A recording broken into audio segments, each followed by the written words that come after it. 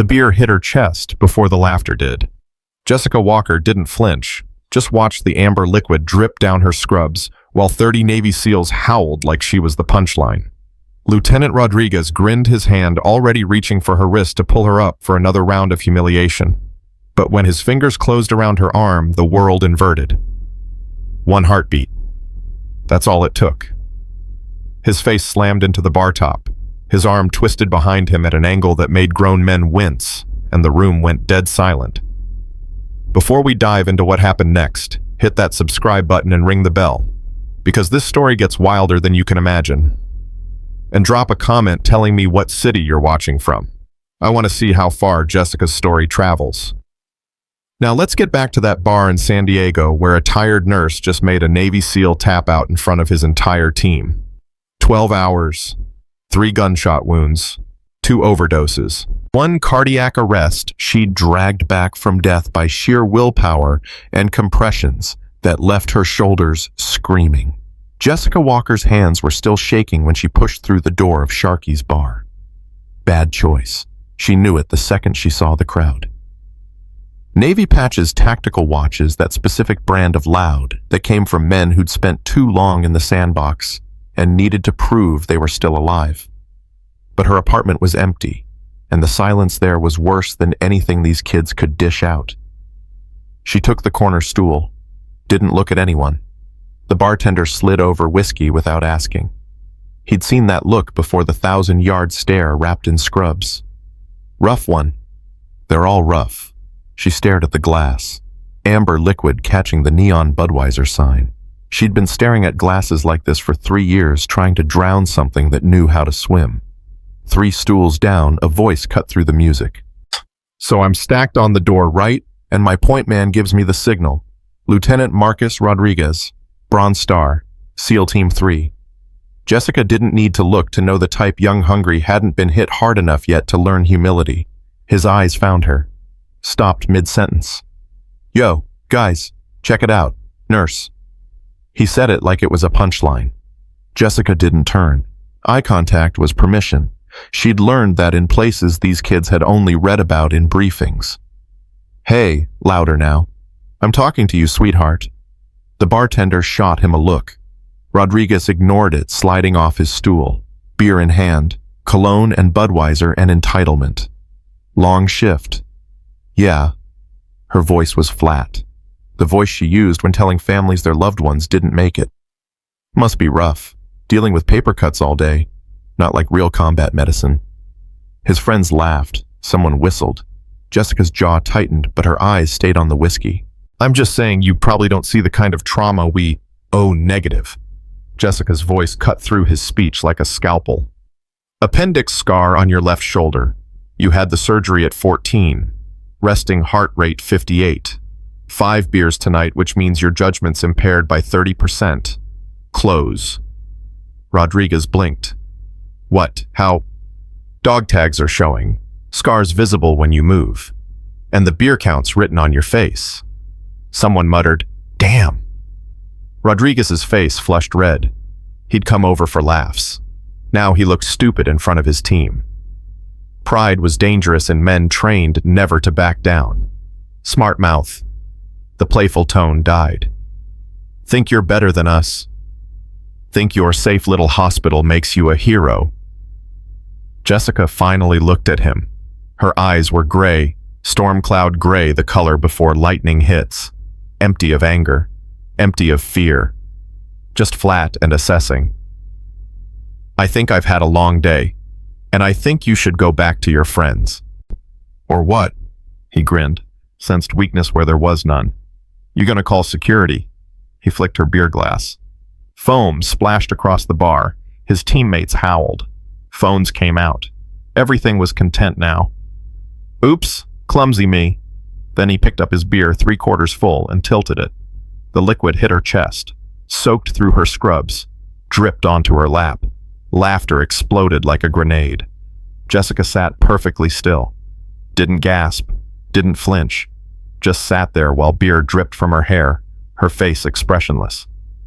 What's wrong? Rodriguez leaned close, a voice dropping to a whisper. Not gonna do anything. Just gonna sit there and take it like a good little... His hand shot out, grabbed her wrist, hard enough to bruise, hard enough to broadcast control. 1.3 seconds. That's how long it took. Jessica moved with his pull, not against it, used his momentum to slide off the stool. Her free hand came up, not a punch, just a strike to the pressure point below his elbow. His grip spasmed open. She caught his wrist, reversed it, stepped inside his stance. Rodriguez's face slammed into the bar top. The sound was like meat hitting concrete. His arm twisted behind him, shoulder joint screaming. Jessica stood behind him, one hand maintaining the lock, the other pressing his head flat against the wood. Nobody moved. Nobody breathed. The jukebox kept playing, but it might as well have been silence. 30 Navy SEALs stood frozen phones still recording faces cycling through confusion and something that looked like fear. Jessica held him there. 3 seconds. Long enough. Then she let go and stepped back. Rodriguez stumbled, caught himself, hand going to his shoulder. His face was pale, breathing ragged. He looked at her like she'd materialized from another dimension. "Next time you grab someone without permission," Jessica said, her voice carrying across the silent bar, "make sure they're actually defenseless." She dropped a 20 on the bar, turned toward the door. "Holy shit," young voice from the crowd. "Did you see that? What the hell was that? Older, more analytical. That wasn't tactical." The third voice came from the corner booth. Master Chief Daniel Fletcher, 32 years, retired SEAL Team 6, gray hair and weathered face. He'd been watching with detached interest until now. Fletcher stood. His movement cut through the murmurs like a knife through water. He walked toward Jessica Gates, still carrying decades of combat confidence. "Ma'am." No mockery, no condescension. "That was a very specific technique. Where'd you learn that?" Jessica's hand was on the door handle. She could walk out, disappear, should walk out. But something in Fletcher's eyes, recognition, respect, made her pause. "YouTube," she said. "Self-defense videos." It was a lie, and they both knew it. Fletcher's expression didn't change, but something flickered behind his eyes. "YouTube, right." He glanced at Rodriguez, still leaning on the bar, pride more damaged than his shoulder. Then back to Jessica. "Would you mind staying for one drink on me? Professional courtesy. I'm not looking for trouble." "Neither am I. Just conversation, 5 minutes." The smart move was to refuse. Walk out, go home. Pour a real drink and forget the feeling of Rodriguez's wrist breaking, not literally, but close under her grip. But Fletcher wasn't looking at her like a curiosity. He was looking at her like a soldier. And God help her, she missed being seen that way. 5 minutes. They walked back through the bar. The crowd parted like she was carrying a weapon. Rodriguez watched her pass, face a mixture of humiliation and dawning comprehension. Fletcher's booth was in the back corner. Eyes on the room, eyes on both exits. Old habits. Jessica slid in across from him. Back to the wall. Same habits. The bartender brought whiskeys without being asked. So, Fletcher wrapped his hands around the glass. Didn't drink. YouTube? Lots of good tutorials. Sure, I've seen plenty. Krav Maga instructors, MMA fighters, useful for civilians. He paused. But what you just did? That wasn't civilian training. Jessica said nothing. That wrist lock, it's called the Z lock. Very specific variation. I learned it from a Delta instructor in 2003. She learned it from a woman who taught close quarters at Bragg. Maybe 200 people in the world could execute it that clean. Most of them are dead or retired. Congratulations on your military knowledge. Can I go now? What's your name? Jessica Walker. Your real name. The temperature dropped 10 degrees. Jessica's eyes locked onto his, and something dangerous flickered there. Not anger, not fear, something colder. That is my real name. Okay. Fletcher raised his hands. I'm not trying to expose you. I'm just... He paused.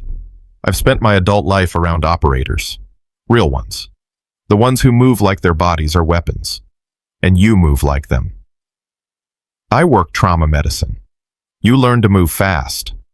Not like that. Fletcher leaned forward. I don't know your story. I'm not going to press. But if you've got the training I think you do, and you're sitting here in San Diego working ER shifts, he trailed off. That's either witness protection or burnout, and you don't move like someone running scared. Jessica stared at him. The bar was slowly returning to life around them. Seals picking up conversations, eyes drifting back to the woman in bloody scrubs. Burnout, she finally said. I burned out, retired, moved on. From what? From a life that required me to do things I'm not proud of. Fletcher nodded slowly. He understood that language. Every operator spoke it eventually. How long? 3 years. And you chose nursing. I chose saving lives instead of taking them. Her voice had an edge now. Is that so hard to believe? No. It's probably the sanest decision you could have made. Silence. Rodriguez appeared at the booth edge. Face still flushed, but posture controlled. He'd had time to think, to process, to realize the humiliation wasn't the worst part. The worst part was she could have broken his arm and didn't. I want to apologize. Stiff, formal. I was out of line, way out of line. I shouldn't have touched you, shouldn't have dumped the beer, shouldn't have said any of that. I'm sorry. Jessica looked up. Apology accepted. Can I ask where you learned that? Because Master Chief's right. That wasn't normal. YouTube. The faintest hint of humor in her voice now. Very advanced tutorials. Rodriguez smiled despite himself. Right. YouTube. He paused. I've been training close quarters for 6 years. Never been taken down that fast. Not even in buds. Then your instructors aren't pushing you hard enough. Probably. Rodriguez extended his hand carefully. Now no aggression, just respect. Lieutenant Marcus Rodriguez, SEAL Team 3. Jessica hesitated, then shook it. Firm, but not crushing. Jessica Walker, ER Trauma Nurse, Sharp Memorial. Can I buy you another drink? I'm good. Rodriguez nodded and retreated. His teammates swarmed him immediately, questions spoken too low to hear. But the body language was clear. They were running the same calculations Fletcher had run, reaching the same impossible conclusions. Fletcher watched them. They're going to talk. Already posting videos. Nurse destroys Navy SEAL gets a lot of views. Let them talk. It's not like anyone's going to connect it to anything. Multiple self-defense classes, from instructors who train Delta operators. Jessica stood. Thanks for the drink, Master Chief. Fletcher. Just Fletcher now. Thanks for the drink, Fletcher. She turned to go. He spoke again, voice quiet. If you ever need anything backup, a reference, someone who understands, you know where to find me. This bar, Friday nights. Jessica paused, back still to him. Why would I need backup? I'm just a nurse. Because nurses don't have PTSD nightmares about missions gone wrong. And they don't look at exit routes before they sit. And they don't instinctively disarm threats without thinking. He paused. You can bury the operator, ma'am, but you can't kill her. She's still in there. Jessica didn't respond, just walked toward the door, movement fluid and precise awareness total, even though her eyes never left the exit. 3 steps. Hold on. Different voice. Younger, cocky, aggressive confidence from someone who hadn't been humbled enough. Private military contractor. Jake Morrison, former Marine, current security consultant, professional asshole based on the smirk. You're just gonna walk out after that little performance. Jessica turned. Show's over. Go back to your drink. I don't think so. Morrison stepped into her path. 6'3", gym built more time with weights than in combat. See, I think you got lucky. Caught Rodriguez by surprise. One trick. The bar went quiet again. Fletcher was rising, but Jessica raised one hand, small gesture that carried the weight of a command. Fletcher sat. You really want to do this? Jessica's voice was tired, almost bored. You want to be the second guy tonight who learns pride costs more than medical bills. I want to see if you're as good as you think you are. Morrison cracked his knuckles. Theatrical. Or if you're just another civilian playing dress-up. Jessica sighed. She'd tried. Okay, but when this is over, you're buying me a new shirt. These scrubs cost $40. Morrison lunged, faster than Rodriguez, right hand shooting out to grab her collar, pull her close where his size would dominate. Jessica wasn't there. 6 inches left, minimal movement. His grab caught air. Her hand came up. Not to strike, to redirect. She caught his wrist, used his momentum, spun him around, drove her knee into the back of his leg. Morrison went down hard, knee hitting floor with a crack that made everyone wince. Before he could recover, Jessica had his arm twisted behind him, other hand on his neck, knee between his shoulder blades. 4 seconds total. Morrison struggled, red-faced. Jessica applied just enough pressure to make him stop. Here's the thing about tricks, she said, voice calm and conversational, despite kneeling on a man 40 pounds heavier. Real ones only need to work once. If you do them right, there's no second time. She released him, stood, brushed off her knees like she'd been gardening. Morrison rolled over, gasping. What the hell are you? Jessica looked down. For one moment, her mask slipped. The tired nurse disappeared. Something else looked out through her eyes. Something that had seen too much and done worse. Someone who retired, and who really just wants to finish her drink in peace. She stepped over him, walked to the bar. Her original whiskey was still there. She picked it up, downed it smooth, set the glass down with a decisive click. The bartender stared at her, awe and terror. Those are on the house, all of them. Forever. Appreciate it. Jessica pulled out her wallet, extracted a 50, slid it across.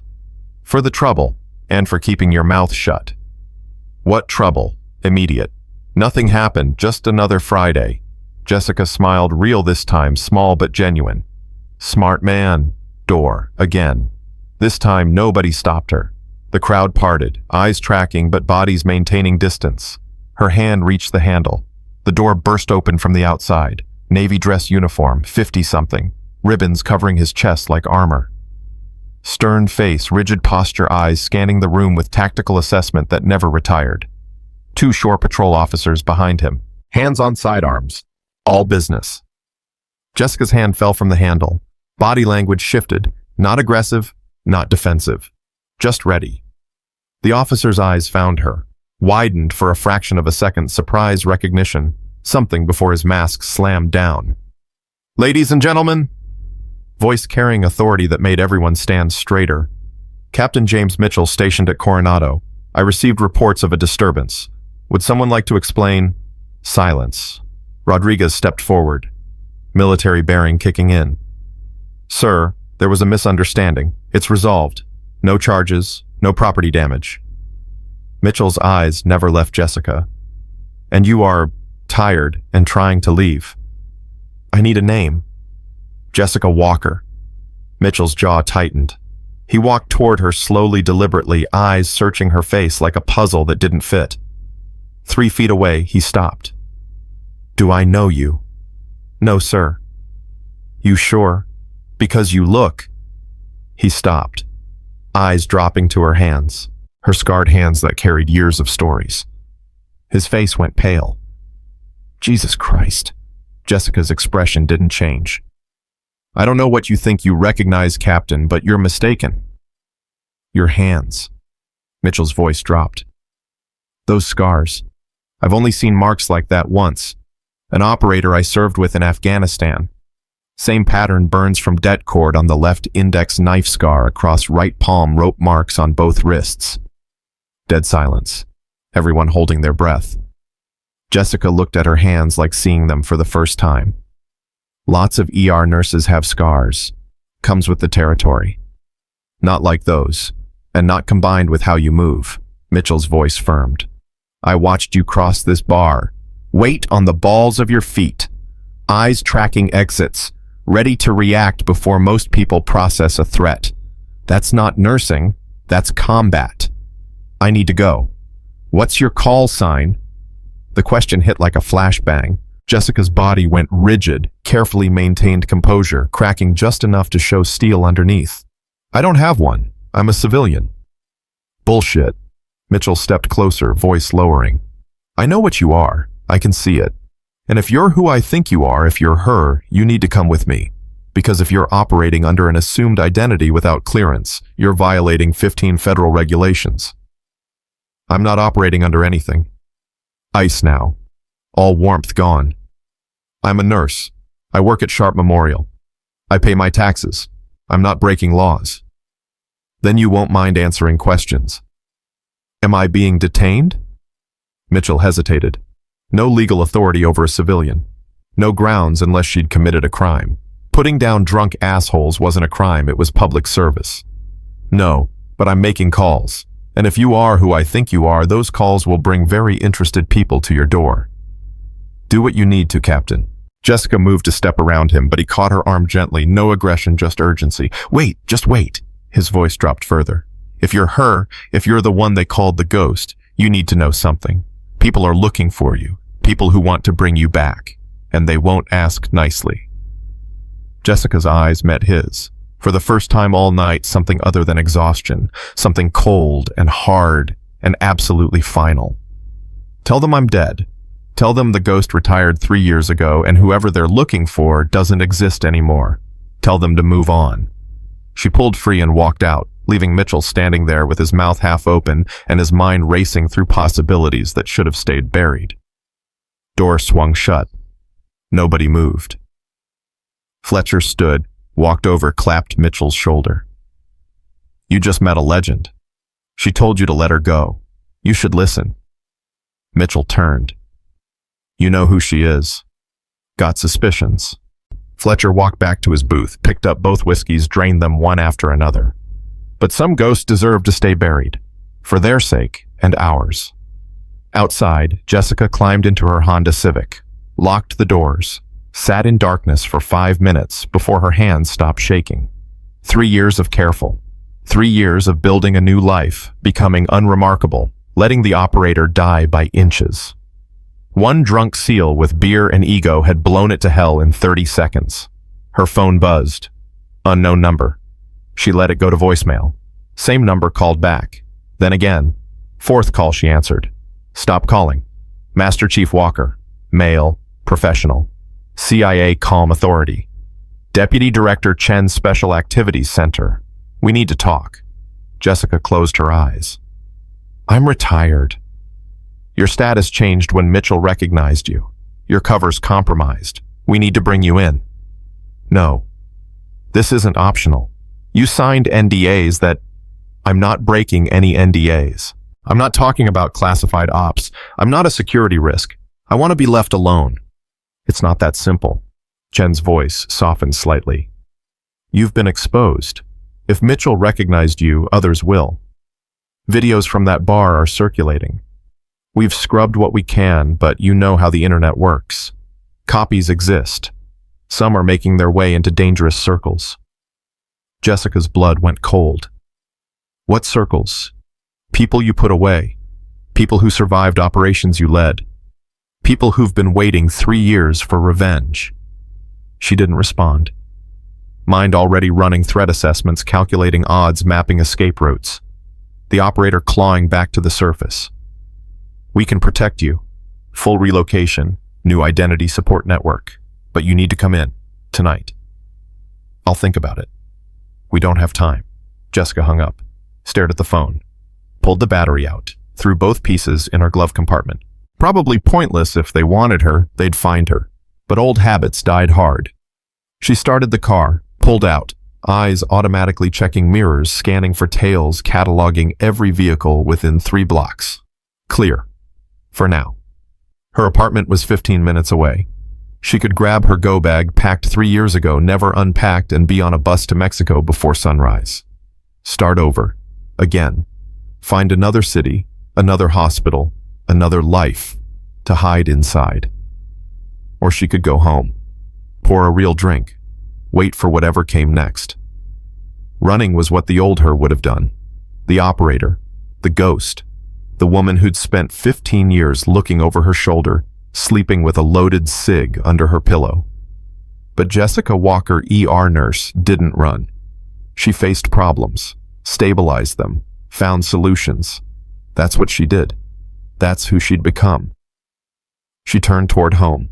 Decision made. Whatever came next, she'd handle it. She'd survived insurgents' IED's betrayals that would have broken weaker operators. She could survive her past catching up. Probably.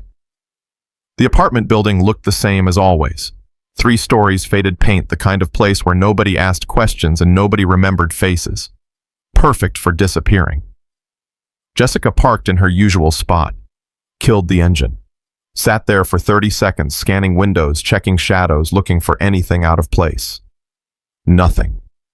She grabbed her bag, not the go bag, just her regular purse with her wallet and keys, and the pepper spray she carried out of habit, and headed for the stairs. 2nd floor. 3rd door on the left. Her hand was on the knob when she noticed. The lock was scratched. Fresh scratches. Someone had picked it. Recently.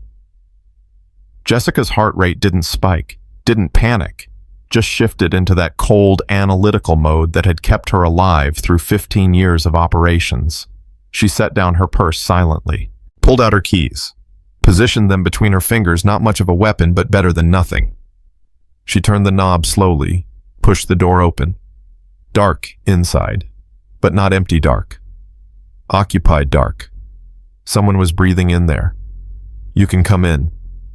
Male voice. Calm. American accent. "I'm not here to hurt you." Jessica didn't move. "Then why are you in my apartment?" "Because you wouldn't have agreed to meet me any other way." "You're right. I wouldn't have. So leave." "Can't do that. Not until you hear what I have to say." Jessica's mind ran calculations. Rush him, she could probably take 1 person in close quarters. But if he wasn't alone, if there were more outside, she'd be trapped. Better to stay in the doorway. Keep her exits open. "You've got 30 seconds, she said. "Then I'm calling the cops." "No, you're not. Because cops ask questions. And questions lead to answers you don't want on record." A light clicked on. Lamp in the corner. Soft glow illuminating her living room. The man sitting in her reading chair looked to be in his early 40s. Lean fit, gray in his temples. Wearing civilian clothes, jeans, button-down leather jacket, but carrying himself like military. He had kind eyes. Which meant nothing.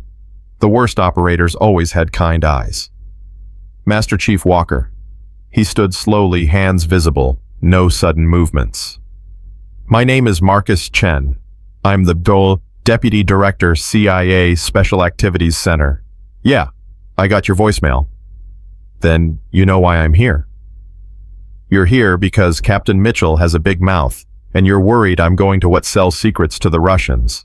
Start a blog about black ops. I've been out 3 years without causing problems." "Why start now?" "Because 3 years ago you weren't exposed."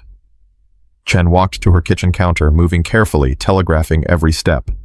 He picked up a tablet she didn't recognize, swiped it open, turned it toward her. This was posted 40 minutes ago. Video.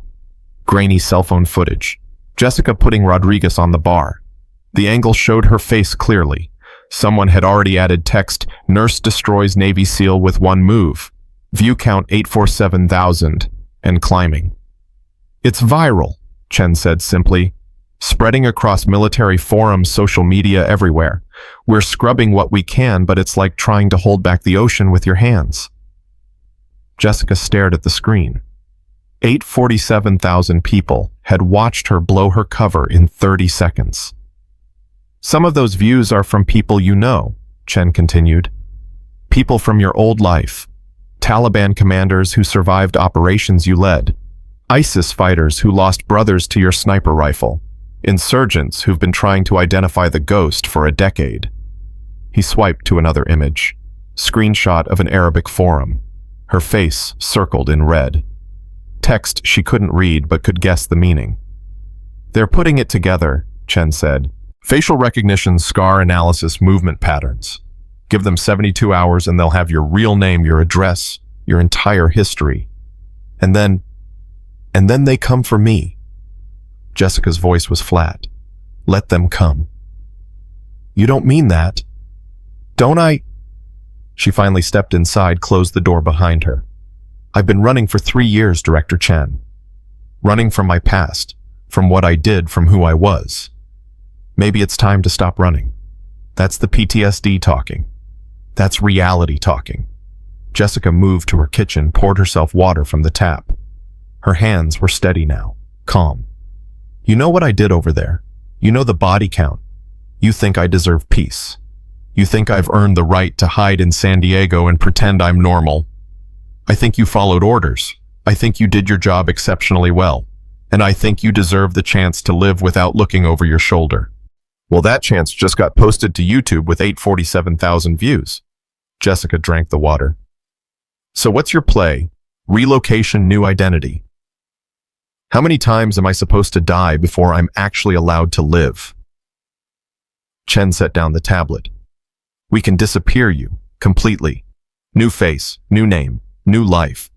Witness protection on steroids. You'd be untouchable. Except I wouldn't be me anymore. You're not you now. Jessica Walker is a cover identity, a mask. I'm offering you the chance to build something real. By running away again. Jessica shook her head. No, I'm done running. Then what do you want? Good question. What did she want? 3 years ago, she'd wanted out. Wanted to stop seeing the faces of people she'd killed every time she closed her eyes. Wanted to save lives instead of taking them. She'd gotten that. Built a life. Found purpose in trauma medicine. And now that life was burning down around her because she couldn't walk away from a drunk asshole in a bar. I want you to leave, she said finally. I want to go to work tomorrow.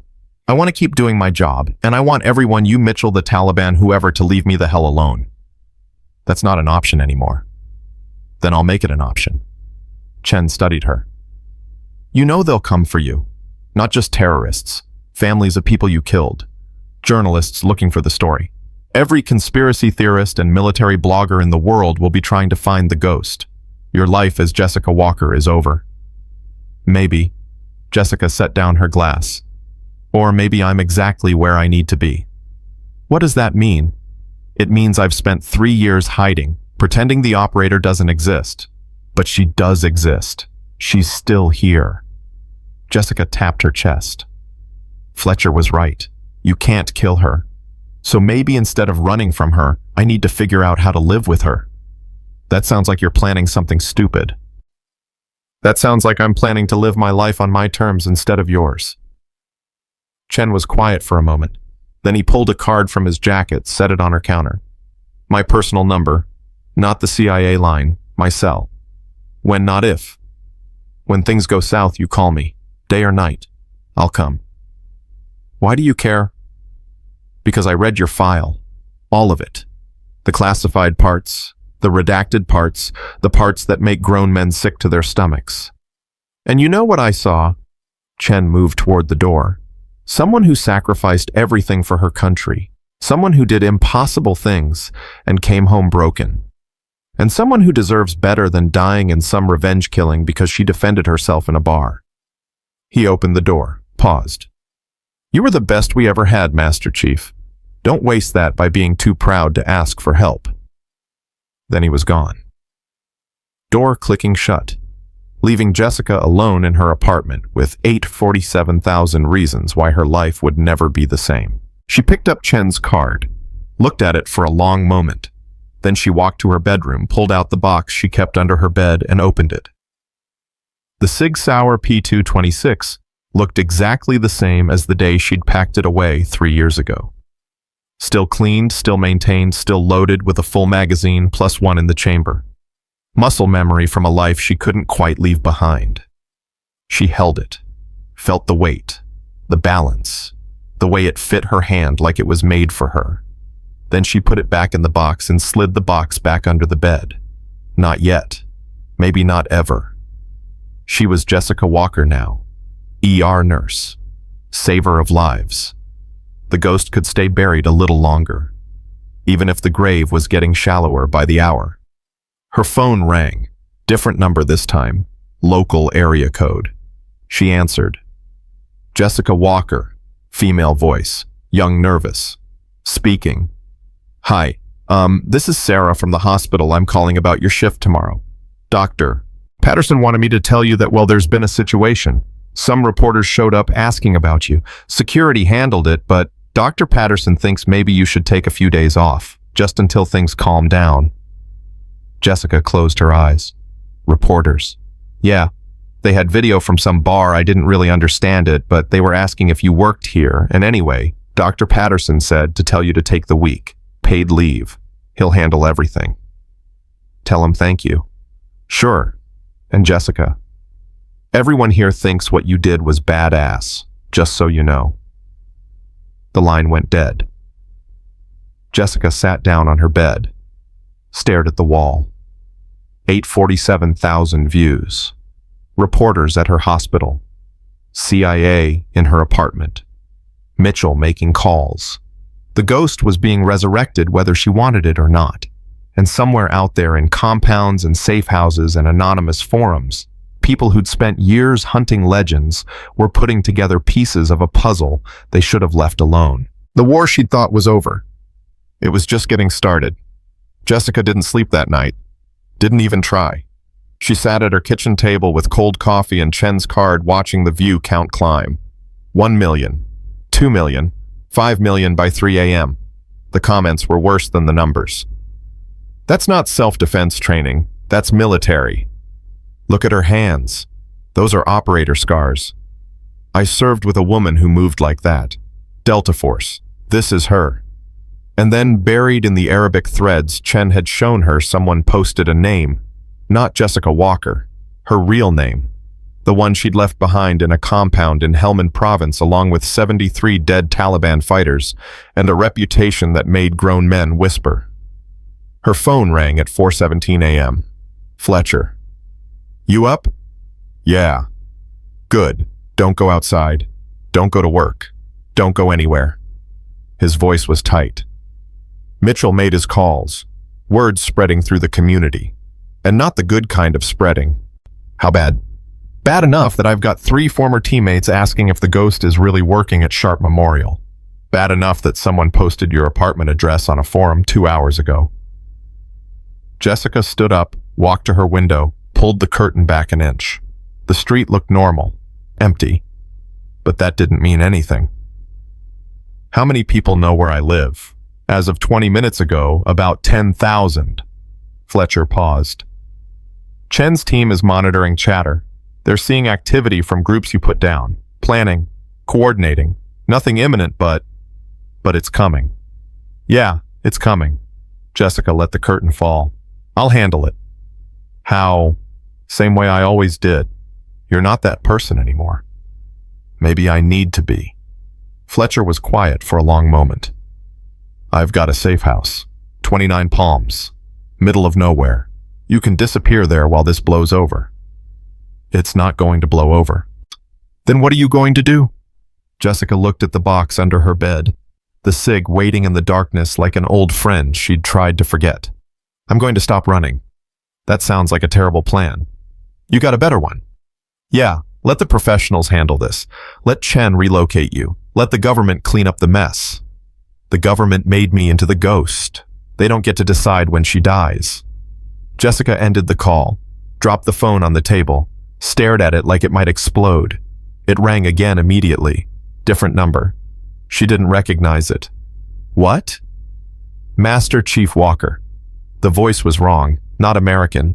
Middle Eastern accent, formal English. Or, should I call you Viper One? Jessica's blood turned to ice. Nobody outside of Special Operations Command knew that call sign. Nobody living anyway. You've got the wrong number. I don't think so. The woman in the video, the one who moves like a ghost, who disarms trained soldiers without thought. She is you. And I have been waiting 3 years to find you. Who is this? My name is Karim al-Rashid. You killed my brother in Helmand Province. September 2022. You put a bullet through his head from 900 meters while he was giving a speech. You remember this? Yes. Jessica remembered. Taliban commander. High-value target. Intel said he was planning an attack on a school. She'd taken the shot from a ridgeline, 1-round clean kill. By the book. I don't know what you're talking about. You are lying. But that is okay. I understand. You were a soldier. You followed orders. My brother was a soldier. He followed orders. We are the same, you and I. We're nothing alike. No, you kill for your country. I kill for mine. The only difference is you have decided to pretend you are something else. A nurse. A healer. But we both know the truth. His voice dropped lower. You are a killer, and now everyone knows. What do you want? I want you to stop running. I want you to face me. I want to look into your eyes when I return the favor you gave my brother. You're threatening me. I am promising you. Kareem's voice was steady, certain. I know where you live. I know where you work. I know every place you go, every person you talk to. And I am coming. Not today, not tomorrow, but soon. And when I come, I will make sure you understand what it feels like to lose everything. The line went dead. Jessica stood there holding the phone, adrenaline flooding her system. Fight or flight kicking in hard. Her training said, run, establish distance, find cover, reassess. But her instincts said something different. Her instincts said stand and fight. She walked to the bedroom, pulled out the box, took out the cig, chambered around. The sound was like coming home. Then her door exploded inward. No knock, no warning. Just splintering wood and two men in tactical gear rushing through weapons, up faces covered. Jessica moved on pure instinct. Dropped behind her bed as the first shots tore through the space where she'd been standing. Plaster exploding her lamp, shattering her books torn apart by 9mm rounds.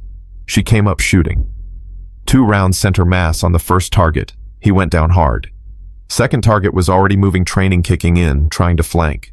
Jessica put a round through his knee. He screamed and dropped. Silence. Ringing ears. Cordite smell filling her apartment.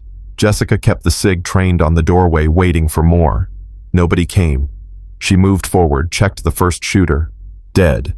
Face mask pulled back, revealed someone young, maybe 25, tattoos on his neck in Arabic script. The second shooter was groaning, bleeding from his knee gun 3 feet away, where he'd dropped it. Jessica kicked it further, then grabbed him by his tactical vest and dragged him away from the door. Who sent you? He spit at her. Go to hell. Jessica pressed the cig barrel against his good knee. I've been to hell. Spent 15 years there. Now answer the question or I send you there too. You're going to kill me anyway. Maybe, but fast or slow is your choice. He stared at her. Fear and hatred warring in his eyes. Finally, Kareem al-Rashid. He paid us $50,000 to bring you to him alive. But if you couldn't kill me and prove it. Yes. Where is he? I don't know. He didn't tell us. Just gave us your address and said. The man's eyes went wide. Then he coughed blood. Once, twice. Collapsed. Jessica looked down. Small hole in his back. Entry wound. Sniper round. She dove for the floor as her window exploded. Glass and wood and plaster raining down. Another round punched through her wall, missing her by inches. Sniper. Outside. Somewhere elevated. Jessica low-crawled to her kitchen, keeping below the window line. Grabbed her phone off the table, dialed Chen. He answered on the first ring. I'm already on my way. Stay down, stay away from windows. Extraction team is 3 minutes out. Make it 2. I've got 1 shooter down, 1 dead, and a sniper outside. Copy, 2 minutes. The line cut. Jessica moved to her bathroom interior room, no windows, best cover in the apartment. She braced herself in the corner. Cig up, breathing controlled, counting seconds, listening for movement, footsteps on the stairs, heavy boots, multiple targets. Her front door was already open, hanging off its hinges. They'd come through fast, try to overwhelm with numbers. Standard breach and clear. She waited. First man through was careful, weapon up, checking corners. Professional. Jessica let him pass, waiting for the second. He came in faster, less cautious, relying on his partner for overwatch. Mistake. Jessica shot him twice through the bathroom doorway. He dropped. First man spun weapon tracking toward her position, but too slow. She was already moving, coming out low and fast, put a round through his hip. He went down sideways, screaming. Third man in the doorway saw her and opened fire. Wild spray. Panicked. Jessica rolled behind her couch, felt rounds punching through the fabric stuffing exploding around her. She came up and fired. 3 rounds. Center mass. He dropped. Silence again. Except for the hip-shot man moaning. Jessica cleared the rest of her apartment methodically. Nobody else. She moved back to the wounded shooter, kicked his weapon away, grabbed his radio, voices in Arabic. Multiple teams, coordinating. Someone was running this operation military style. She keyed the mic. "This is Viper 1. Tell Kareem I'm still alive, and when I find him, I'm going to put a bullet through his skull just like I did his brother." The radio went dead silent. Then a new voice came through, calm, educated, familiar. "Ah, Master Chief, there you are. I was wondering if you would still fight or if 3 years of playing nurse had made you soft." Kareem. "Yes. You remember my voice. Good. That makes this personal. As it should be. Call off your dogs. This is between you and me." "Oh, but it's not. You see, my brother had a wife, 2 children, a mother who died of grief 6 months after you murdered him. You didn't just kill a soldier. You destroyed a family. So I am going to destroy yours. I don't have a family. Everyone has someone they care about. The bartender who gives you free drinks. The nurse who called to warn you about reporters. The old SEAL who offered you a safe house. I know them all. And unless you come to me alone, unarmed, I will kill them one by one until you learn what loss means." Jessica's grip tightened on the radio. "You touch any of them and you'll what kill me. I'm already dead inside, Master Chief. My brother was the only family I had left. You took that. Now I take everything from you. Then when you're broken and alone and understand exactly how I feel, I let you live. Because death would be mercy, and you don't deserve mercy." The radio cut out. Jessica stood there, hands shaking now. Not from fear, from rage. Pure cold rage that she'd spent 3 years trying to bury. The operator was clawing her way to the surface, and Jessica didn't have the strength to push her back down. Sirens outside, multiple vehicles screeching to a stop. Chen's extraction team. She dropped the radio, walked out into the hallway with her hands up, SIG dangling from one finger. Tactical teams swarmed the stairs, weapons up, barking orders. "Stand down," Chen's voice cut through the chaos. "She's friendly. Stand down." The weapons lowered. Chen pushed through, took one look at Jessica's apartment, at the bodies, at the destruction, and his face went pale. "Jesus Christ." "That's what I said." Jessica handed him the SIG. 5 dead, 1 sniper outside, multiple teams coordinating. This was planned, funded, professional. Kareem al-Rashid. You know him. We've been tracking him for 6 months. He disappeared after his brother died. Thought he'd gone to ground, but he was planning this, waiting for you to surface. Chen gestured to his team. "Secure the scene, find that sniper, and get her out of here." 2 operators moved forward, trying to take Jessica's arms. She pulled away. "I'm not going anywhere. Your apartment is a crime scene, and you've got a terrorist cell actively hunting you. You're coming." "No, I'm ending this." "That's not how this works. We'll handle Kareem. You disappear. That's the deal." "There is no deal." Jessica's voice was steel. "He threatened people I know. He's planning to kill civilians to hurt me. I don't hide while other people die in my place. That's not who I am. It's who you need to be if you want to survive. I survived 15 years of combat. I think I can handle one terrorist with a grudge." Chen grabbed her arm, pulled her close, voice dropping low. "Listen to me. I read your psychological eval from 3 years ago. You were hanging by a thread. One more mission, and you would have eaten your gun. The only reason you're alive is because you got out. If you go back to being the ghost, you won't survive it. Not this time." Jessica met his eyes. "Then I don't survive. But Kareem doesn't get to murder innocent people because of me. Period." She pulled away, walked past his team, heading for the stairs.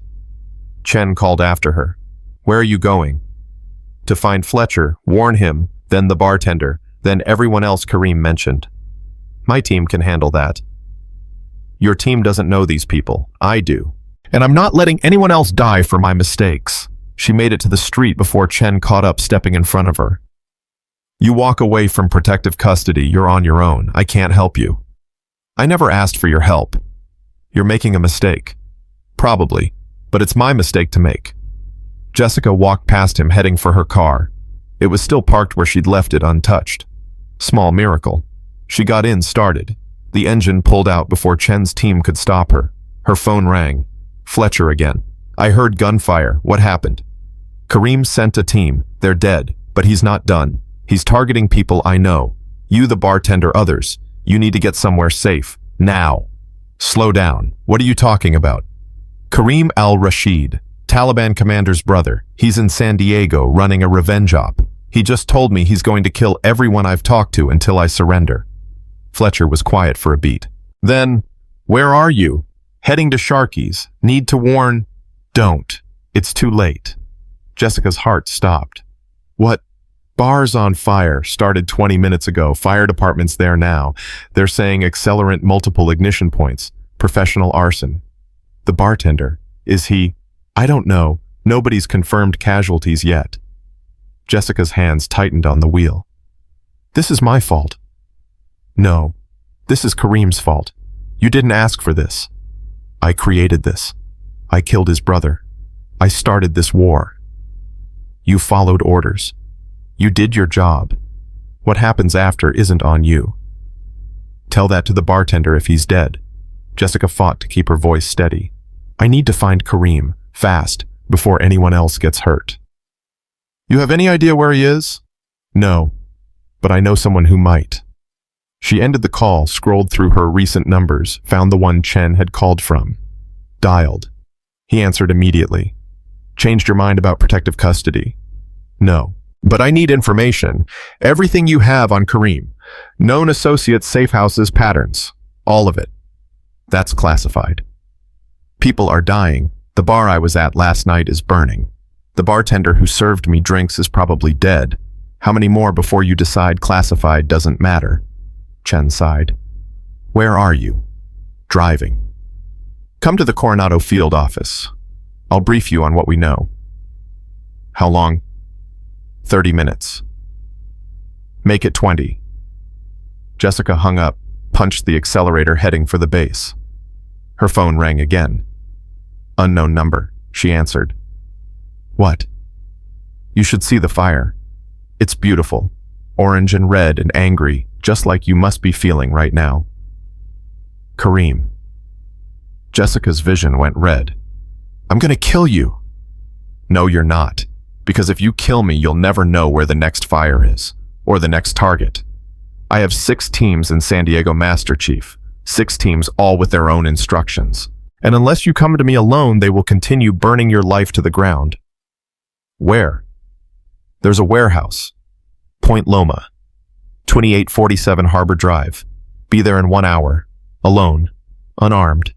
If I see tactical teams, if I see drones, if I see anything except you walking through that door, my teams start killing. The nurse from your hospital, the SEAL who offered you a drink, the shore patrol captain who recognized you, all of them. Their blood will be on your hands. How do I know they're still alive? You don't, but you'll have to trust me. Just like I had to trust that the American military wouldn't murder my brother during a peace negotiation. Oh wait, they did. That wasn't a peace negotiation. That was a terrorist planning an attack on a school. That was your intelligence, your propaganda. My brother was trying to build bridges, and you burned them. Now I burn yours. The line went dead. Jessica sat there, phone in her lap, mind racing. 1 hour, warehouse, alone. Classic trap. She'd walk in and Kareem would torture her, kill her, probably film it for propaganda. Standard playbook. But if she didn't go, people would die.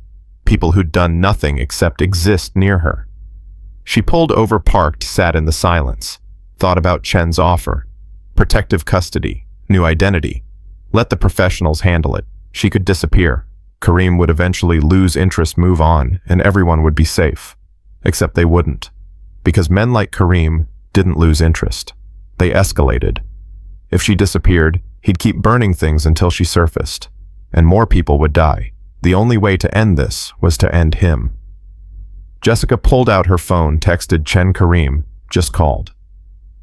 Wants me at a warehouse in Point Loma. 1 hour. Alone. Says he'll start killing hostages if I don't show. Response came back in 10 seconds. Do not go. This is a trap. We'll handle it. How you don't even know where his teams are. We'll find them. Before or after they kill someone else? No response. Jessica started the car, headed for Point Loma. She wasn't naive.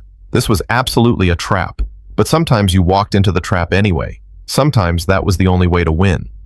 She made 2 stops on the way. First, a storage unit she'd rented 3 years ago and never used. Inside was everything she'd thought she'd never need again. Tactical vest, extra magazines, combat knife, her old plate carrier with the faded blood stains she'd never been able to wash out completely. She suited up methodically, muscle memory taking over. Every clip checked, every strap tightened, every weapon secured. The ghost putting on her uniform for one last mission. Second stop, a gun store she'd passed 100 times but never entered. She walked in, paid cash for a Remington 700, 2 boxes of .308 ammunition, and a decent scope. The clerk gave her a weird look, woman in a tactical vest buying a sniper rifle, but took her money and didn't ask questions. By the time she reached Point Loma, she had 20 minutes. She parked 3 blocks away, found a building with roof access, climbed to the top. Set up position overlooking the warehouse. Loaded the Remington, settled the scope, scanned the area. The warehouse was old industrial windows, broken shipping containers scattered around. Perfect kill box. Perfect ambush. But also perfect sniper perch. She glassed the building, counted 6 heat signatures inside. 1 in the center, probably Karim. 5 surrounding security. She didn't see any hostages, but that didn't mean they weren't there. Her phone buzzed. Text from Chen. We have surveillance on the warehouse. Do not engage. Extraction team is standing by. Jessica ignored it. Checked her watch. 10 minutes. She controlled her breathing, ran the calculations. Wind speed, distance drop. 6 targets. Even if she was perfect, they'd have time to execute hostages after the first shot. Too risky, which meant Karim was right. She'd have to go in. Jessica packed up the Remington, left it on the roof, and climbed back down. Walked toward the warehouse with her hands up, plate carrier, visible weapons secured. No point hiding. He'd see her coming anyway. The door was ajar. She pushed through. Inside was dim lit by work lights scattered around. Karim stood in the center, exactly where she'd seen him on thermal. 40-something, lean, dressed in expensive clothes that looked wrong against the industrial backdrop. His 5 security men fanned out around him, weapons up, tracking her movement. Master Chief Walker. Karim smiled. No warmth. Thank you for coming. Where are they? Straight to business. No pleasantries. Very American. He gestured to his left. 3 figures bound to chairs in the shadows. The bartender from Sharky's. The nurse who'd called to warn her. And Fletcher. All alive. All gagged. All terrified. Let them go. Soon. First we talk. Karim walked closer. Hands clasped behind his back. Casual. Confident. You know I studied you. After you killed my brother. I read everything I could find. Your mission reports, your kill. Count your psychological evaluations. Very thorough, the Americans. They keep excellent records. Get to the point.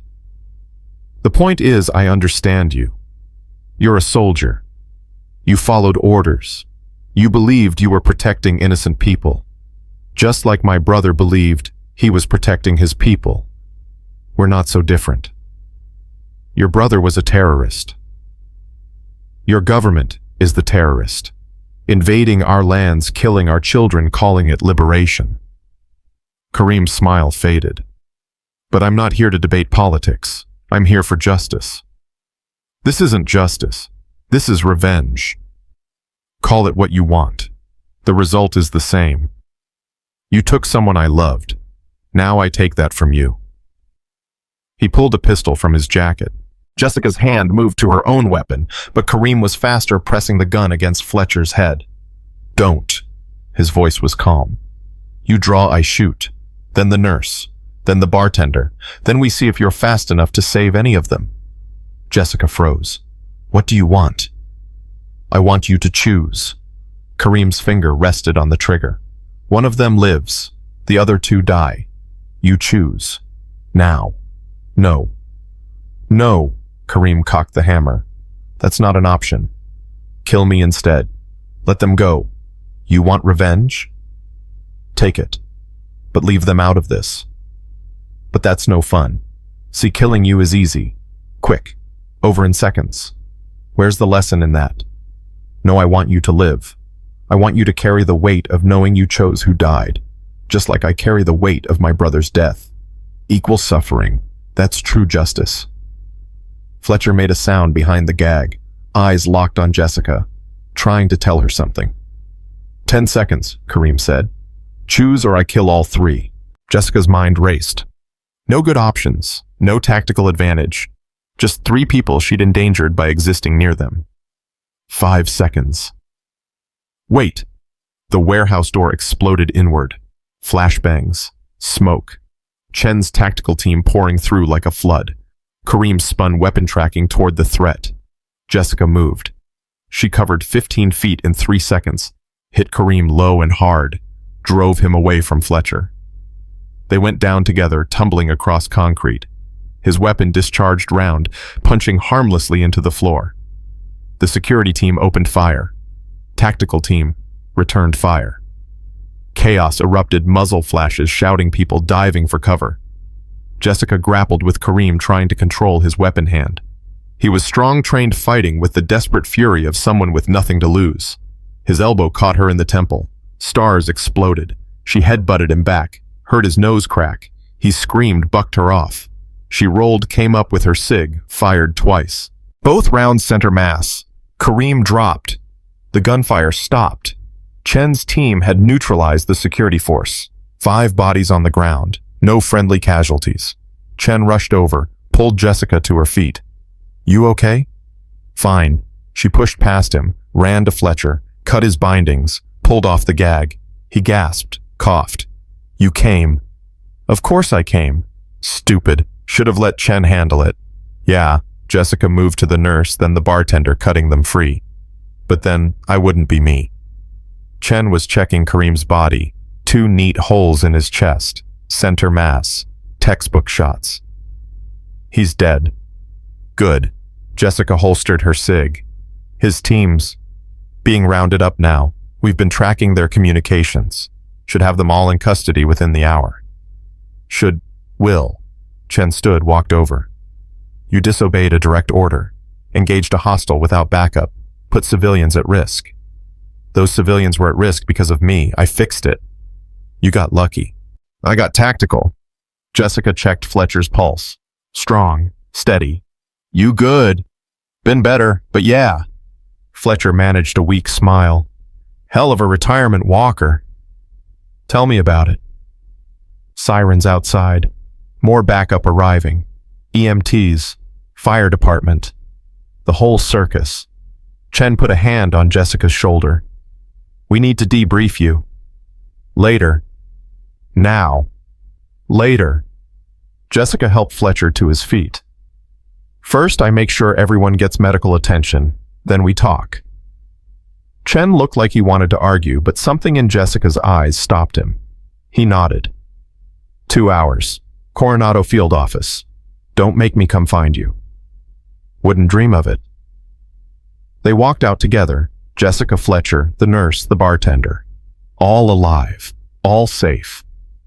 The ghost had protected them one last time. Outside, dawn was breaking over San Diego, orange and pink painting the sky. Jessica stood there for a moment, just breathing, feeling the adrenaline drain away, leaving exhaustion in its wake. Fletcher limped over, leaned against the wall beside her. "You can't keep doing this." "I know. Every time you think you're out, something pulls you back." "I know." "So what now?" Jessica looked at him. "Now I figure out how to bury the ghost for good, because she's going to get someone killed. Maybe me. Maybe someone I care about. And I can't let that happen. And if you can't bury her, then I guess I learn to live with her." They stood in silence, watching the sun rise on a new day. A day where Jessica Walker was still alive, still fighting, still trying to balance the operator she'd been with the person she wanted to become. It wasn't going to be easy, but nothing worth doing ever was. The debrief lasted 6 hours. Chen brought in everyone's CIA brass, naval intelligence, a Defense Department lawyer who looked like he'd rather be anywhere else. They sat Jessica in a gray room with a recorder running and asked the same questions 17 different ways. Why didn't you wait for backup? Hostages were in immediate danger. You engaged a terrorist cell alone. That's not protocol. Protocol would have gotten 3 people killed. You used lethal force without authorization. I used necessary force to neutralize an active threat. Around and around. Jessica answered everything in the flat professional voice she'd perfected over 15 years. The voice that said she'd done this 1,000 times and would do it 1,000 more if needed. Finally, Chen called a break. The suits filed out, leaving just the 2 of them. You're not making this easy, he said. I'm not trying to make it anything. I'm telling you what happened. What happened is you went cowboy and got lucky. If my team hadn't breached when they did, your team breached because I was buying them time. That was the plan. Chen leaned back, studied her. Was it because from where I'm sitting, you walked into that warehouse ready to die? Jessica didn't answer. You know what your psych eval said 3 years ago, that you had survivor's guilt so severe you were self-destructing. That every mission was a suicide run, you somehow kept surviving. That the only way to save you was to pull you out before you found a bullet with your name on it. Chen's voice softened. Tonight you went looking for that bullet again. Tonight I saved 3 people. Tonight you almost died saving 3 people you barely knew. There's a difference between brave and suicidal, Walker. You need to figure out which one you are. The door opened. Captain Mitchell stepped through, still in dress uniform despite the early hour. His face was drawn, tired. Master Chief, good work tonight. Jessica nodded. Sir, I've been briefed on the situation. Director Chen has filled me in on your history. Mitchell pulled out a chair, sat down across from her. I owe you an apology. When I recognized you at that bar, I made calls I shouldn't have made. Those calls led to your exposure, which led to Kareem, which led to tonight. So the blood that was spilled, that's partially on me. It's on Kareem, nobody else. Generous of you. Mitchell folded his hands. But the fact remains, you're compromised. Your cover identity is burned. The entire military community knows who you are. Hell, half the internet knows who you are. You can't go back to being Jessica Walker, ER nurse. That life is over. Then I'll start a new one. Will you?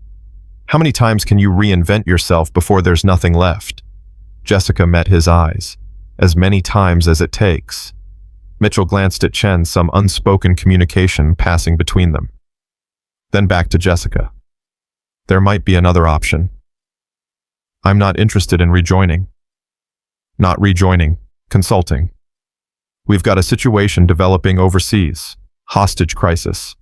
American aid workers taken by a Taliban cell in Kandahar. The team we'd normally send is compromised. One of their members is potentially a leak. We need someone we can trust, someone with your specific skill set. No. You haven't heard the details. Don't need to. I'm done with that life. I told you. I told Chen. I told everyone who'll listen. I'm done. Even if it means those aid workers die.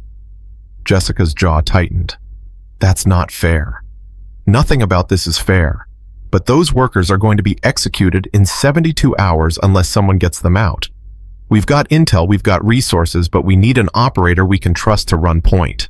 Someone who knows the terrain. Someone who's done this before. Send someone else. There is no one else. Mitchell pulled out a tablet, slid it across the table. Photos. 3 Americans, 2 men and a woman, bound and kneeling. Taliban fighters standing over them with weapons. Dr. Sarah Chen, Doctors Without Borders. Marcus Johnson, Peace Corps volunteer. And Private First Class David Walker, Army Reserve, deployed as a translator. Jessica's blood went cold. Walker. No relation. Common name. But he's 22 years old kid from Iowa, joined the Army to pay for college. Took a deployment to Afghanistan to help with local outreach. Wrong place, wrong time. Jessica stared at the photo. The kid looked terrified but trying not to show it. Jaw clenched, eyes forward, holding on to whatever dignity he could. She'd seen that look before, on her own face years ago, before she'd learned to bury the fear so deep it couldn't surface. You're manipulating me. I'm giving you the facts. 3 Americans, 72 hours. You're the best chance they have. I'm not. Send your SEAL teams. Send Delta. Send whoever you normally send. The Taliban cell holding them is led by a man named Rashid al-Kunar. You've heard of him. Jessica had. Taliban commander. Brutal, efficient, paranoid to the point of brilliance. He'd survived 3 kill or capture missions by being smarter than the operators hunting him. She'd been tasked with taking him out twice. Both times he'd slipped away. I know him. Then you know he doesn't negotiate, doesn't trade. He takes hostages to make examples, not deals. In 72 hours, he's going to behead those 3 people on camera and broadcast it worldwide. So send a team. He's expecting teams. He's prepared for teams. What he's not expecting is one person, a ghost. Someone who can slip in, get the hostages, and get out before he knows what's happening. Jessica pushed the tablet back. Find someone else. Mitchell didn't touch it, just looked at her with something like pity. I read your file. The classified parts. I know what you did at Blackwater. Know about the 73 Taliban fighters. Know about the 16-hour siege where you held a position alone. But you know what the report doesn't say why you were there. Jessica said nothing. You were there because a convoy carrying aid workers was ambushed. Everyone else pulled back, established a perimeter, called for air support. But you went in, alone, into a compound surrounded by 300 enemy fighters. You know why? Because it was the mission. Because there were children in that convoy. 7 kids from a local school the aid workers were helping to rebuild. And you decided those kids were worth dying for. Mitchell leaned forward. You spent 16 hours keeping those fighters pinned down. Gave the rescue team time to extract the survivors. You were wounded 4 times. Lost enough blood that the medics didn't think you'd make it to the hospital. But you did. And when they asked why you'd risked everything for a group of civilians who weren't even your responsibility, you know what you said? Jessica closed her eyes. She remembered. Remembered the taste of blood in her mouth, the weight of the rifle in her shaking hands, the sound of children crying in the compound behind her. I said someone had to. Someone had to. Mitchell stood up. That's who you are, Walker. Not the ghost. Not Viper 1. You're the person who runs toward the fire when everyone else is running away. And right now, 3 Americans are burning and there's no one else who can reach them. Jessica sat in silence. The recorder was still running, capturing every word. Chen was watching her with careful eyes, reading the struggle playing out behind her expression. Finally, she spoke. If I do this, if I do it my way, no oversight, no command structure, no rules of engagement. I go in, get them out, and disappear. That's the deal. Mitchell exchanged another glance with Chen. We can work with that. And when I'm done, everyone leaves me alone. CIA, Navy, Defense Department, all of you. I'm not an asset. I'm not a resource. I'm a civilian who did you a favor. We clear with Crystal. Jessica stood. I need equipment, weapons, intel, and a way into Afghanistan that doesn't leave a paper trail. Already arranged. We've got a C-130 standing by at Miramar. Wheels up in 3 hours. Pakistan first, then overland to the target zone. Time to target, 28 hours. Gives you 44 hours to extract before the deadline. Not a lot of margin. No, but you've worked with less. Jessica walked to the door, then stopped. The kid, Private Walker. Tell me about him. Mitchell consulted his tablet. David Walker, age 22, born in Cedar Rapids, Iowa, joined the Army at 19, deployed 6 months ago. By all accounts, he's a good kid. Learns fast, works hard, volunteers for everything. His unit commander says he's the kind of soldier you build a team around. Family. Parents. 1 younger sister. Father's a mechanic, mother teaches elementary school. They don't know he's been taken yet. We're holding that information until we know more. Jessica nodded. Don't tell them. Not until it's over. One way or the other. One way or the other. She left the room, Chen following her into the corridor. Outside, dawn had fully broken. Bright California sunshine streaming through windows, making everything look clean and normal and safe. Lies, all of it. You don't have to do this, Chen said. Yeah, I do. Why? You don't know these people. They're not your responsibility. They're someone's responsibility. Might as well be mine. That's the PTSD talking again. This savior complex you've developed. It's not a complex. Jessica stopped, turned to face him. It's the only thing I'm good at. Saving people. Keeping them alive. I spent 15 years being death. Maybe I can spend the next 15 being life. Or you die trying. Then I die. But at least I die doing something that matters. Chen studied her for a long moment. Then he reached into his jacket, pulled out a small metal case and handed it to her. Your call sign, Viper 1. I had it made into a patch. Thought you might want it. Jessica opened the case. Inside was a tactical patch, black background with silver lettering. Viper 1. Below it, a coiled snake with fangs bared. Simple, clean, deadly. She traced the lettering with one finger. I haven't used this name in 3 years. Maybe it's time to dust it off. Not forever, just once more. Once more, Jessica echoed. She closed the case, slipped it into her pocket. Thank you. Don't thank me. Just come back alive. I'll try. She headed for the exit, mind already shifting into mission mode. Calculating angles, planning approaches, running through contingencies. The operator taking control, pushing the nurse aside. Not burying her. Jessica knew better than that, now just making room. Two parts of the same person. The killer and the healer. The ghost and the woman. Maybe Chen was right. Maybe she couldn't be both. Maybe trying to balance them would destroy her eventually.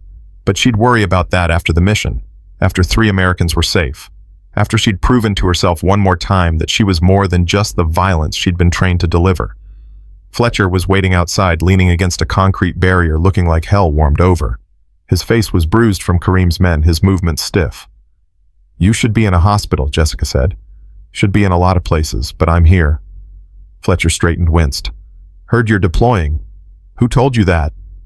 Nobody. But I've been around long enough to read the signs. That look on your face. That shift in your posture. You're going back. 1 mission, then I'm done. That's what we all say. Fletcher smiled, but there was sadness in it. I said it too. Then 1 mission becomes 2.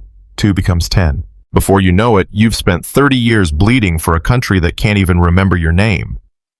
This is different. Is it? Jessica didn't answer. Fletcher reached into his pocket, pulled out a worn dog tag on a chain. My son's. He was Delta Force. Died in Syria 6 years ago.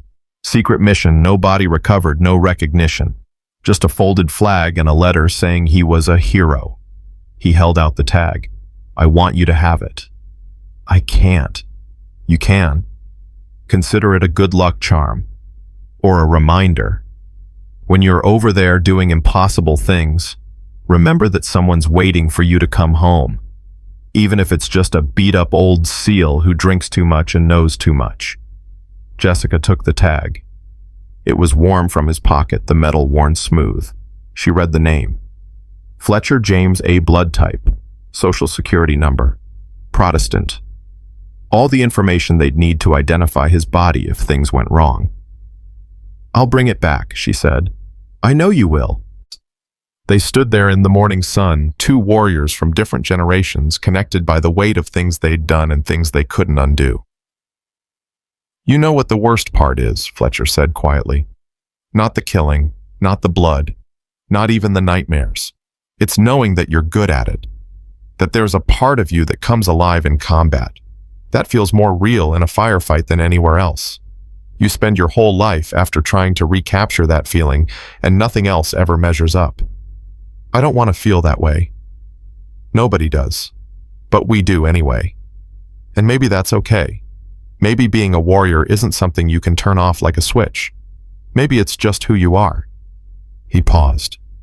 But you get to choose what kind of warrior, the kind who destroys or the kind who protects. I'm trying to be the second one. Then you're already ahead of most of us. Jessica pocketed the dog tag, started to walk away, then stopped. Fletcher, thank you for everything. For seeing me, for not judging, for just being there. Anytime, kid. Anytime. She made it to her car before the emotion hit, sat behind the wheel with her hands shaking, Fletcher's words echoing in her head. The kind who protects. That's what she wanted to be, what she'd been trying to become for 3 years. But protecting people meant going back to the thing that had almost destroyed her. Meant putting on the ghost's skin one more time. Meant risking everything she'd built. Her phone buzzed. Text from Mitchell Transport leaves in 2 hours. Warehouse District Pier 47, come armed. Jessica stared at the message. 2 hours. That's all the time she had to decide if she was really doing this. If she was really going back to Afghanistan. If she was really risking her life for 3 people she'd never met. She thought about Private Walker, 22 years old, kid from Iowa, joined the army to pay for college, had parents who loved him, a sister who probably looked up to him, a whole life ahead of him. She thought about the bartender tied to a chair because he'd served her a drink, the nurse targeted because she'd made a phone call, Fletcher almost killed because he'd offered her sanctuary, all the collateral damage her existence created. She thought about Kareem lying dead on a warehouse floor, his revenge incomplete, about his brother dying from a bullet she'd put through his skull, about the endless cycle of violence that spawned more violence until nobody could remember who struck first or why it even mattered. And she thought about the kids at Blackwater, 7 children crying in the darkness while she'd held off 300 fighters alone, the weight of the rifle in her hands, the taste of blood, the certainty that she was going to die, but maybe, just maybe, she could buy enough time for someone else to live. Someone had to. That's what she'd said then. That's what she'd say now. Jessica started the car, headed home to grab her gear. She had 2 hours to prepare for a mission that would probably kill her. 2 hours to become the ghost one more time. But this time would be different. This time, she knew the price, knew the cost, knew that every time she put on that skin, a piece of Jessica Walker died. The nurse, the healer, the woman who wanted normal. The question was whether enough of her would survive to come back. She didn't have an answer, but she knew someone who might. Jessica pulled over, dialed a number she'd memorized 3 years ago but never called. It rang 4 times before a woman answered. Tired voice, professional. Veterans Crisis Line. This is Amanda. Are you in a safe place? Jessica almost hung up, almost drove away, almost decided she was fine, she was strong, she didn't need help. Instead, she said, I don't know. Am I safe if I'm about to do something that might kill me? If I'm choosing to walk into danger because it's the only way to save someone else? Silence on the other end. Then, are you military bold? Was. Special operations. Retired 3 years ago. And they're asking you to go back. Hostage situation. 3 Americans. I'm the only one who can get them out.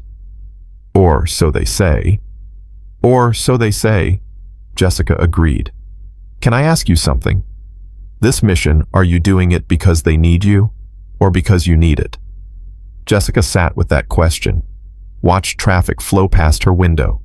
Normal people, living normal lives, never knowing that people like her existed in the shadows, doing terrible things so they could sleep safely. Both, she finally said. I'm doing it because they need me, and because I need to prove I can still be that person.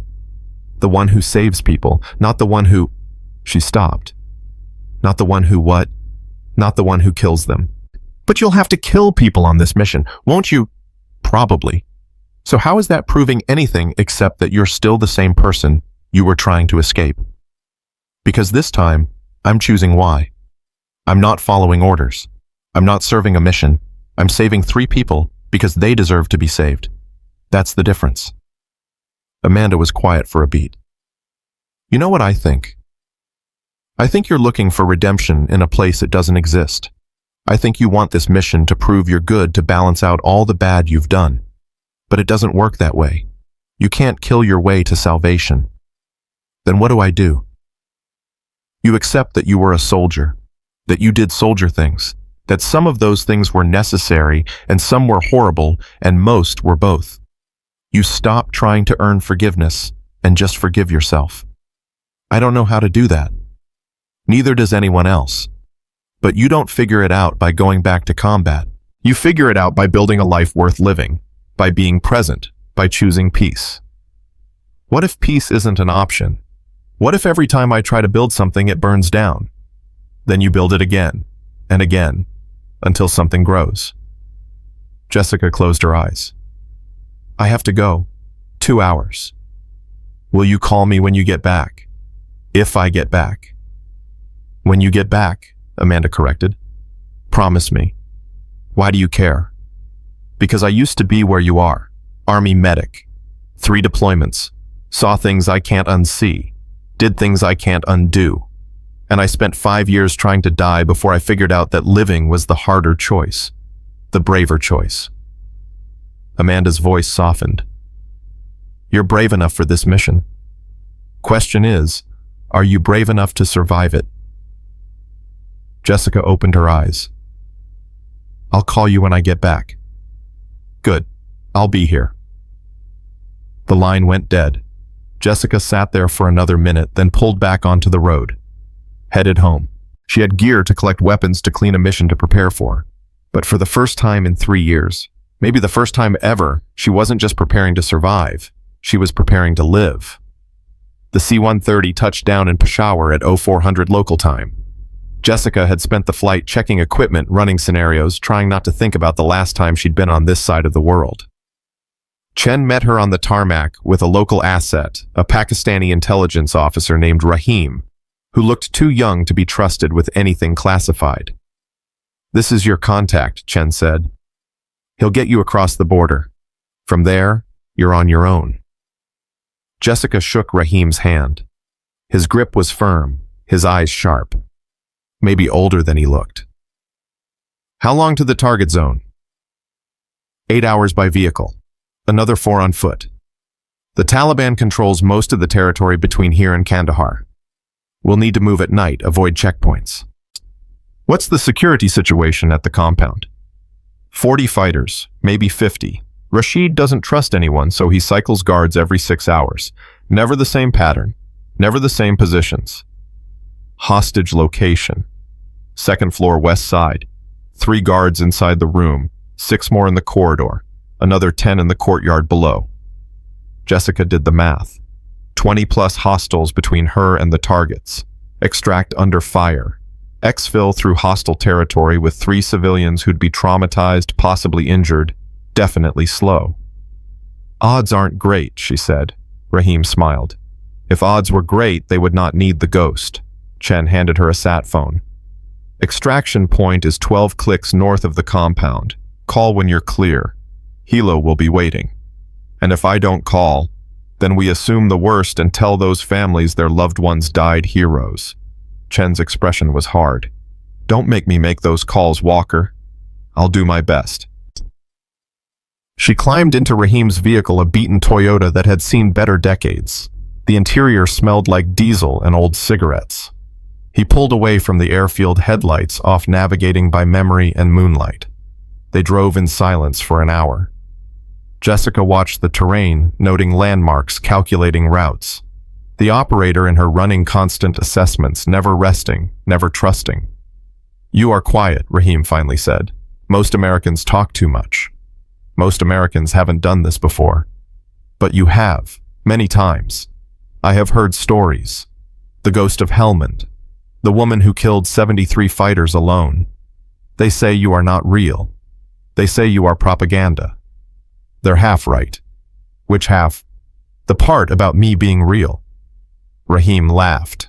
Genuine warm. I like you. Most operators I work with are too serious, too wrapped up in the mission. But you You understand that sometimes the only way to survive horror is to laugh at it. I'm not laughing. Not outside, but inside I think you are laughing or crying. Sometimes they sound the same. They hit the first checkpoint at dawn. Pakistani military. Rahim flashed credentials, exchanged words in Urdu, passed some bills that made the guards smile and waved them through. Standard procedure. The second checkpoint was different. Taliban. 3 fighters with AKs, faces wrapped, eyes hard. They approached the vehicle slowly, weapons up. Rahim leaned close, whispered, "Stay calm, let me talk. If shooting starts, go for the one on the right first. He is nervous. Nervous men shoot fast." "I know." The lead fighter reached the window, barked something in Pashto. Rahim responded, voice easy, hands visible. Showed papers that Jessica knew were forgeries. The fighter studied them, suspicious. Then his eyes found Jessica. "American," he said in English. "Why American here?" "She is journalist," Rahim said quickly. "Documenting refugee situation for UN." "Journalist." The fighter circled to Jessica's side, peered through her window. "You have camera." Jessica gestured to a bag in the back. Inside was a camera she'd never used, cover story equipment Chen's team had provided. The fighter grabbed it, checked it, found nothing suspicious, handed it back. "Where you go?" "Kabul." Rahim lied. "Refugee camps near the city."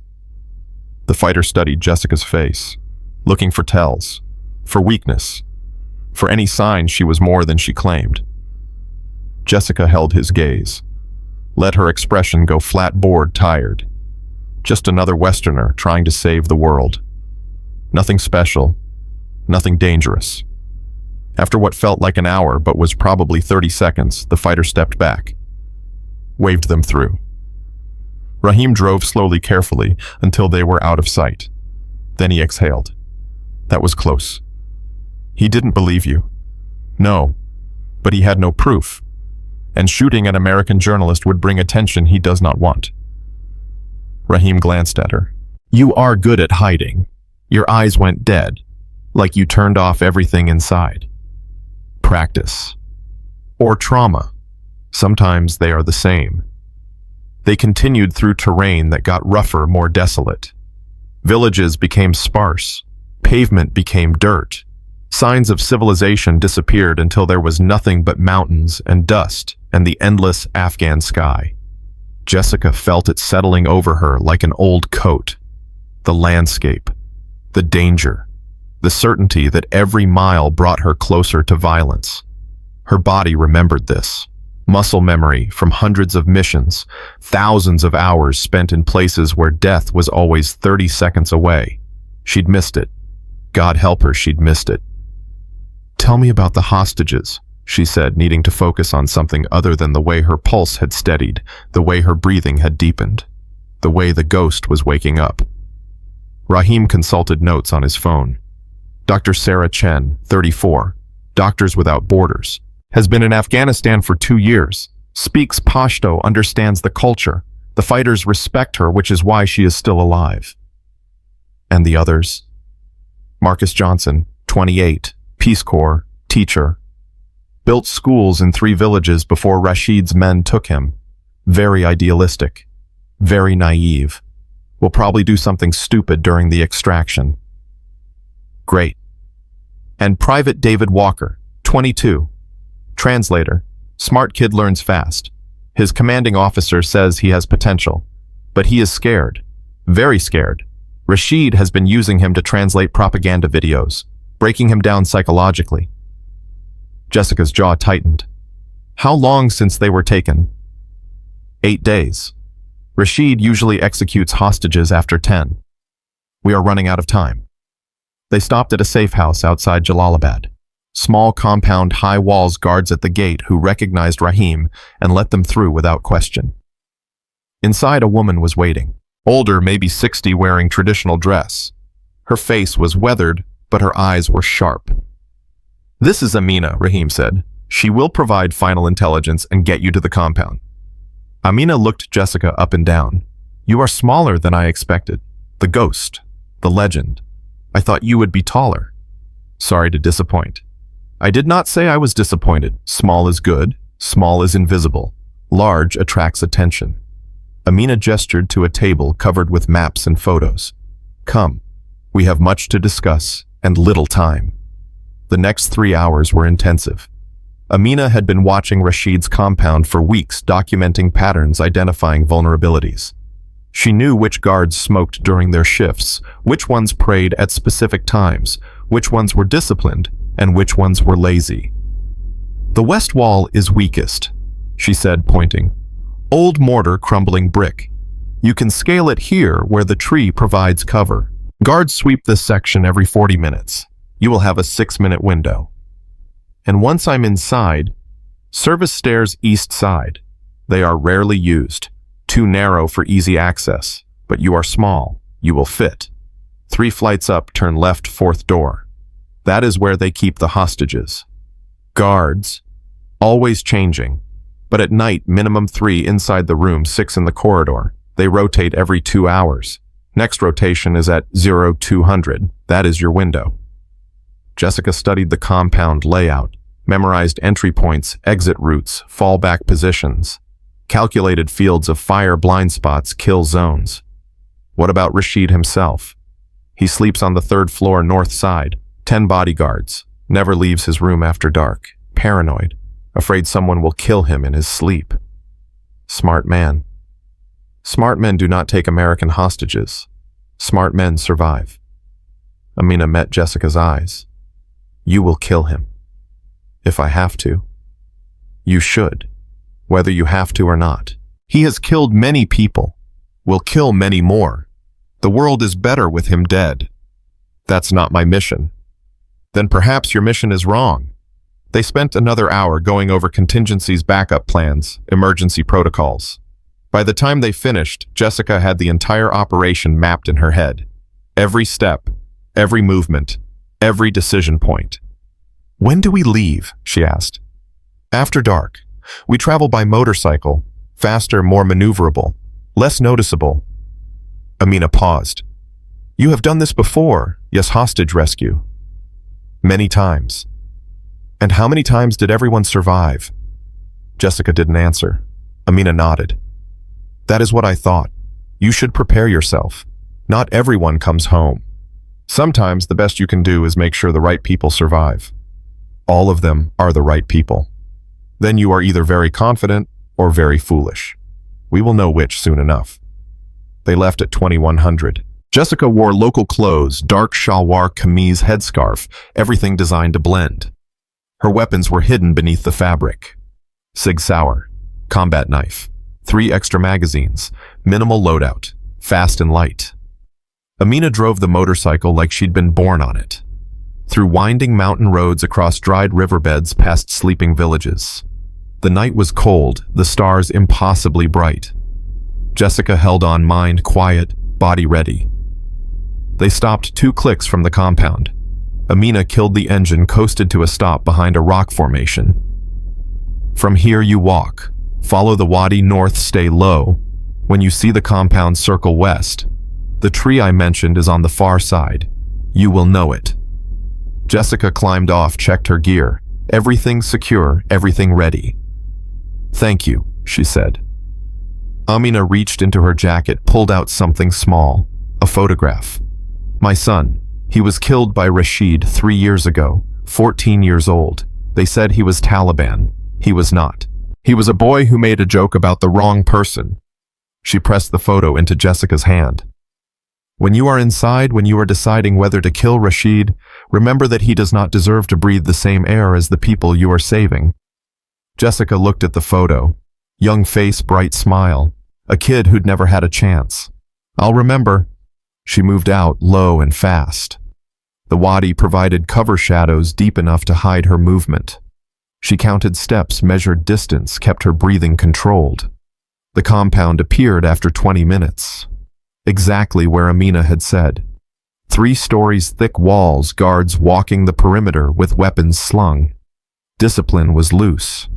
They were bored, complacent, expecting nothing. Jessica circled west, found the tree. Old growth branches reaching toward the wall, exactly what she needed. She waited. Watched the guards complete their rotation. Timed it. 42 minutes. Amina had been close. She'd have 5 minutes, maybe 6. The guards passed, disappeared around the corner. Jessica moved. Up the tree, silent and smooth. Across the branch, testing each foothold. The wall was closer than it looked close enough to reach. She grabbed the top, pulled herself up, dropped down the other side. Landing was soft, controlled. She froze, listening. No alarms, no shouts, just the distant sound of voices from inside the compound. The service stairs were where Amina promised. Jessica slipped through the door, started climbing. Each step was careful, deliberate. No noise, no mistakes. Second floor, third floor. She paused at the landing, listened. Voices above, talking in Pashto, laughing about something. She continued up. Fourth floor. The corridor was dimly lit, 2 guards at the far end playing cards, between her and the hostage room. Jessica checked her watch. 0147. 13 minutes until the guard rotation. She needed to move. She drew her cig, attached the suppressor Chen had provided, moved down the corridor, keeping to the shadows. The guards didn't look up from their game. She was 10 feet away when one of them laughed loud enough to make the other shush him. They froze, listening for response from inside the building. None came. They relaxed. Jessica didn't give them time to react. 2 shots, both suppressed, both clean. They dropped without a sound. She dragged them into a side room, closed the door. 30 seconds. She had 30 seconds before someone noticed they were gone. The hostage room door was locked. Heavy deadbolt. Jessica pulled out her picks, worked fast. The lock clicked open after 8 seconds. She pushed through cig, up ready for targets. 3 guards inside, just like Amina said. They were standing startled, reaching for weapons. Jessica shot the first one before he cleared leather. Second one got his AK up, but she was already moving closing distance, putting 2 rounds through his chest. Third one actually managed to fire wild spray that tore through the ceiling before she dropped him. In the corner, tied to chairs, 3 people were screaming through their gags. "Quiet," Jessica hissed. "I'm American. I'm here to get you out." She cut their bindings fast. Dr. Chen, first Asian woman, early 30s, eyes wide but focused. Marcus Johnson, black man, late 20s, crying with relief. And Private Walker, white kid, young face, terrified but trying to hold it together. "Can you walk?" Jessica asked. They all nodded. "Good, stay behind me. Do exactly what I say. No questions, no hesitation. We move fast or we die. Understand?" More nods. Gunfire erupted downstairs. Shouting. Someone had found the guards. "Plan B," Jessica muttered. She moved to the window, looked out. Courtyard below, 20 feet down. Doable. "We're going out the window." "Are you insane?" Marcus's voice was high, panicked. "Probably, but it's that or fight through 40 Taliban fighters. Your choice." Dr. Chen moved to the window without hesitation. "How do we get down?" Jessica pulled rope from her pack, tied it to the radiator, tested the weight. Held, probably. "I'll go first, then you, one at a time, fast." She dropped the rope, swung over the ledge, descended hand over hand. Landed in the courtyard, cig up, scanning for targets. Clear. For now. "Come on," she called up. Dr. Chen came down first. Fast, competent, no hesitation. Marcus next, slower, struggling. Private Walker last, moving on pure adrenaline. They hit the ground just as the door to the courtyard burst open. 6 fighters poured through, weapons up. Jessica opened fire. Dropped 3 before they could react. The others scattered, returning fire. Rounds punching into the wall behind her, dirt exploding at her feet. She grabbed Dr. Chen, shoved her toward the west wall. "Run that way! Climb!" They ran. Jessica provided cover, firing controlled bursts. Dropped another fighter. Another. Her magazine ran dry. She ejected, slapped, and a fresh one kept firing. Marcus went down, hit in the leg, screaming. Jessica ran back, grabbed him, hauled him up. "Move or die, your choice." He moved, limping, crying, but moving. They reached the wall. Dr. Chen was already up. Private Walker boosted Marcus, then scrambled up himself. Jessica came last, firing behind her as more fighters flooded the courtyard. She cleared the wall as bullets tore through the space where she'd been, dropped down the other side, grabbed Marcus and half-carried, half-dragged him toward the wadi. They ran through the darkness. Gunfire behind them. Shouts. Trucks starting. Searchlights sweeping. Jessica pulled out the sat phone, dialed Chen. He answered immediately. Status. Hot extract. 3 packages secure. 1 wounded. Heading to primary exfil. Negative on primary. Too hot. Go to secondary. 12 clicks northeast. Helo inbound. 30 minutes. Copy. 12 clicks. With a wounded man. Pursued by 40 fighters who knew the terrain. This was going to be close. They moved through the wadi, Jessica leading, constantly checking behind them. Trucks were fanning out searchlights, cutting through the darkness. They had minutes, maybe less. I can't do this, Marcus gasped. My leg. Yes, you can, Dr. Chen said. She was on his other side helping support him. You're doing it right now. Keep going. Private Walker was keeping up young legs and military training, giving him endurance the others lacked. His eyes were wide, but he wasn't panicking. Good kid, exactly like Mitchell had said. There, someone shouted behind them in Pashto. I see them. Gunfire erupted, rounds snapping past too close. Jessica turned, fired back, aimed shots. Professional. Dropped the lead pursuer. The others dove for cover. Keep moving. Bitch. She fell back, providing rear guard. Fired. Moved. Fired again. Classic break contact drill. They crested a ridge. Below was open ground. No cover. Just dust and rocks and 12 clicks of nothing. And in the distance, the sound of rotors. The helo was early. Beautiful. Jessica grabbed the sat phone. Viper 1 to extraction. We are 2 clicks from secondary. Need immediate pickup. Hostiles in pursuit. Copy, Viper 1. We see you. 90 seconds. The helicopter appeared over the ridgeline, black shape against the stars. Beautiful and deadly and salvation. They ran toward it. The Taliban fighters crested the ridge behind them, opened fire. Rounds kicking up dirt, tearing through the air. Marcus went down again, hit in the shoulder this time. Jessica grabbed him, pulled him up. Dr. Chen took his other side. They carried him, stumbling, gasping, refusing to stop. The helo touched down 50 meters away. Side door opened. Gunner on the M240 started laying down suppressing fire over their heads. 20 meters. 10. Private Walker made it first. Dove through the door, turned back, reached out, pulled Dr. Chen in. Then Marcus. Then Jessica felt the impact before the pain. Shoulder, spinning her around. She went down hard. The world got slow. Quiet. She could see the helo, see Private Walker screaming something, see the Taliban fighters advancing. She rolled onto her back, raised the SIG, fired.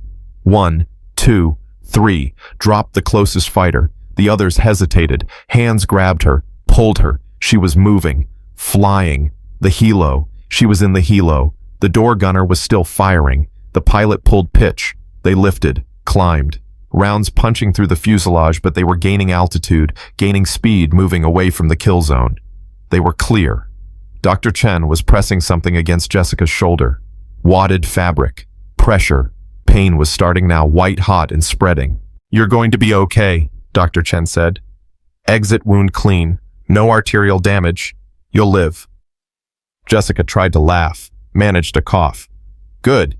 Would hate to die before I finish my shift. Private Walker was staring at her. Who are you? Just a nurse, Jessica said, who really needs a vacation. Then the adrenaline crashed, and the darkness came up, and she let it take her because for the first time in 3 years, she'd earned the rest. Jessica woke up in a military hospital in Germany. White walls, antiseptic smell, the steady beep of monitors. Her shoulder was on fire, wrapped tight in bandages that pulled when she tried to move. Chen was sitting in a chair beside her bed reading something on his tablet. He looked up when she stirred. Welcome back. You've been out for 18 hours. The hostages. Safe. Dr. Chen is downstairs getting checked out. Marcus is in surgery. They're repairing his leg, but he'll walk again. Private Walker is with his commanding officer, already asking when he can thank you properly. Jessica closed her eyes. Relief hit harder than she expected. Good. Good you got shot. Again. Third time in your career. Fourth. But who's counting? Chen set down the tablet. The Secretary of Defense wants to give you a medal. So does the Director of National Intelligence. Mitchell is pushing for a silver star. Tell them no. I did. They're not listening. Then tell them harder. Jessica tried to sit up, winced, fell back. I didn't do this for recognition. I did it because 3 people needed help, that's all. That's never all with you. Chen leaned forward. You know what Dr. Chen told me when they brought you in?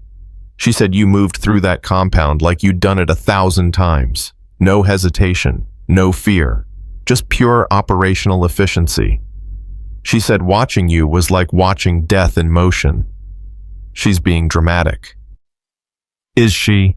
Because from where I'm sitting, you're the most dangerous person I've ever met, and the most suicidal. You walked into that compound knowing you might not walk out. That's not bravery. That's martyrdom. Jessica met his eyes. What do you want me to say? That I have a death wish, that I'm broken. I already know that. I've known it for 3 years. Then get help. I tried. Called the crisis line before I left. You know what they told me, that I'm looking for redemption in violence, that I need to forgive myself, that I need to choose peace. She paused. But how do I choose peace when people keep dying unless I pick up a gun? You don't. You let someone else pick up the gun. You let the military do what the military does. You step back and live your life. What life? Jessica's voice cracked. I don't have a life. I have a cover story, a fake name, an apartment that's been shot up twice, a job I can't go back to because every terrorist with an internet connection knows my face. What exactly am I stepping back to? Chen was quiet for a long moment. Then he pulled out an envelope, set it on her bedside table. That's a new identity. Complete background documentation references. We're placing you in Portland, Oregon. Staff position at a trauma center.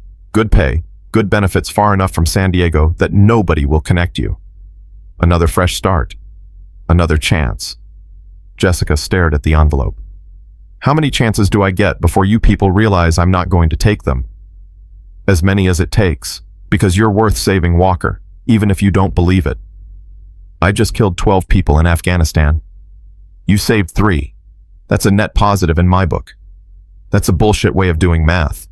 Maybe, but it's the only math that works in our world. Chen stood headed for the door. Take the identity. Take the job. Try again. Or don't. Throw it away, go back to San Diego, wait for the next Kareem to find you. Your choice. But I'm done watching you self-destruct. He left. The envelope sat there like an accusation. Jessica picked it up, opened it, read the documents inside. Sarah Mitchell, age 36, born in Seattle. Nursing degree from Oregon Health Sciences. 5 years of emergency medicine experience. Divorced, no kids, clean slate. She could be Sarah Mitchell. Could move to Portland. Could start over for the 4th time in 3 years. Could keep running until there was nothing left to run from. Or she could do something different. The door opened. Private Walker stepped through, nervous, holding a small bouquet of flowers that looked like he'd bought them from the hospital gift shop. Hi, I hope it's okay that I'm here. They said you were awake and I needed to say thank you. Jessica set down the envelope. You don't need to thank me. Yeah, I do. You saved my life. You saved all of us. And you got shot doing it. He moved closer, set the flowers on the table. I've been in the Army for 2 years, done all the training. Thought I understood what combat was, but watching you in that compound... He stopped, struggling for words. You were terrifying and amazing, and I have no idea how you did what you did. Practice. A lot of practice. They're saying you're some kind of legend, the ghost, that you've done hundreds of missions, that you're the best operator the military ever produced. They're exaggerating. Are they? Walker pulled up a chair, sat down. Dr. Chen told me what you did. How you cleared that building alone. How you fought off 40 guys while getting us to the exfil. How you took a bullet and still made sure we got on that helo first. His voice dropped. She said you were willing to die to save us. People you'd never met. Why would you do that? Jessica thought about it. About the real answer versus the one that would make sense to a 22-year-old kid from Iowa. Because someone had to, she finally said, and I was the only one who could. But you almost died. Almost doesn't count. Walker shook his head. You're either the bravest person I've ever met or the craziest. Probably both. They sat in silence for a moment. Then Walker reached into his pocket, pulled out something small. His dog tags. My dad gave me these when I deployed. Told me they'd keep me safe. Told me that as long as I wore them, I'd come home. He held them out. I want you to have them, because you're the reason I'm going home. You're the reason I get to see my family again. Jessica stared at the tags. 2 pieces of metal on a chain. Nothing special. Everything important. I can't take those. Please. I need you to. I need to know that something good came from all of this. That the ghost isn't just about killing. That she's about saving too. Jessica took the tags, felt the weight, read the name. Walker David R. Same last name. Different person. Same survival. Thank you, she said quietly. No, thank you for everything. For being who you are. For doing what you do. For giving guys like me a chance to go home. Walker stood. I heard they're trying to give you a medal. You should take it. You earned it. Medals don't mean anything. They do to the people who know what they represent. They do to the families who get their loved ones back. They do to me. He moved toward the door. Whatever you decide to do next, retire, keep fighting, disappear. Just know that you made a difference. To 3 people. To their families. To everyone who hears this story. That has to count for something. He left before Jessica could respond. She sat there holding his dog tags in one hand, Fletcher's son's tag in the other. 2 chains. 2 names. 2 lives connected to hers by violence and survival. Her phone rang. Unknown number. She almost didn't answer, but something made her pick up. This is Walker. Master Chief? The voice was familiar. Admiral Morrison, the 2-star who'd burst into Sharky's bar a lifetime ago. I heard about Afghanistan. Hell of a job. Thank you, sir. I'm calling because I need to know your status. Are you operational? Can you deploy again? Jessica's grip tightened on the phone. Sir, with respect, I'm done. I did the mission, brought everyone home, but I'm not a soldier anymore. I'm not an operator. I'm trying to be something else. Are you?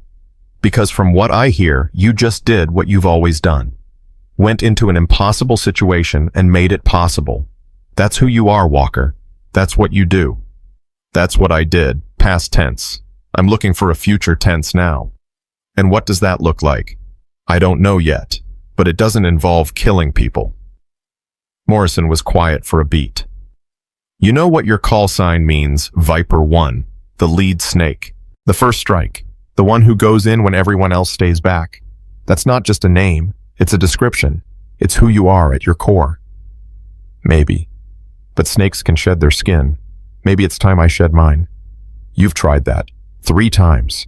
And every time you end up right back here, fighting, saving, bleeding, because that's what you were made for. Nobody's made for this. We're trained for it. There's a difference. Is there? Look at your record. Look at what you've accomplished. Most operators I know can't do half of what you've done, and the ones who can, they're all like you, broken in ways that make them perfect for the work. You can run from it. You can pretend to be normal, but you'll never be satisfied, because normal doesn't need you, combat does. Jessica felt something crack inside her chest. You're wrong. Am I? Then prove it. Take that identity Chen offered you, move to Portland, work in a hospital, save lives the boring way, and in 6 months, when you're lying awake at night, missing the rush, missing the purpose, missing the feeling of being needed, call me. Because I'll have work for you. I'll always have work for you. I won't call. We'll see. Morrison hung up. Jessica threw the phone across the room. It hit the wall, cracked, fell to the floor. She sat there breathing hard, shoulder throbbing, head pounding, trying to hold together the pieces of herself that kept fracturing. The door opened again. Dr. Chen this time, still in hospital clothes, but cleaned up, looking better than she had any right to after being held hostage for 8 days. Bad time. All times are bad times lately.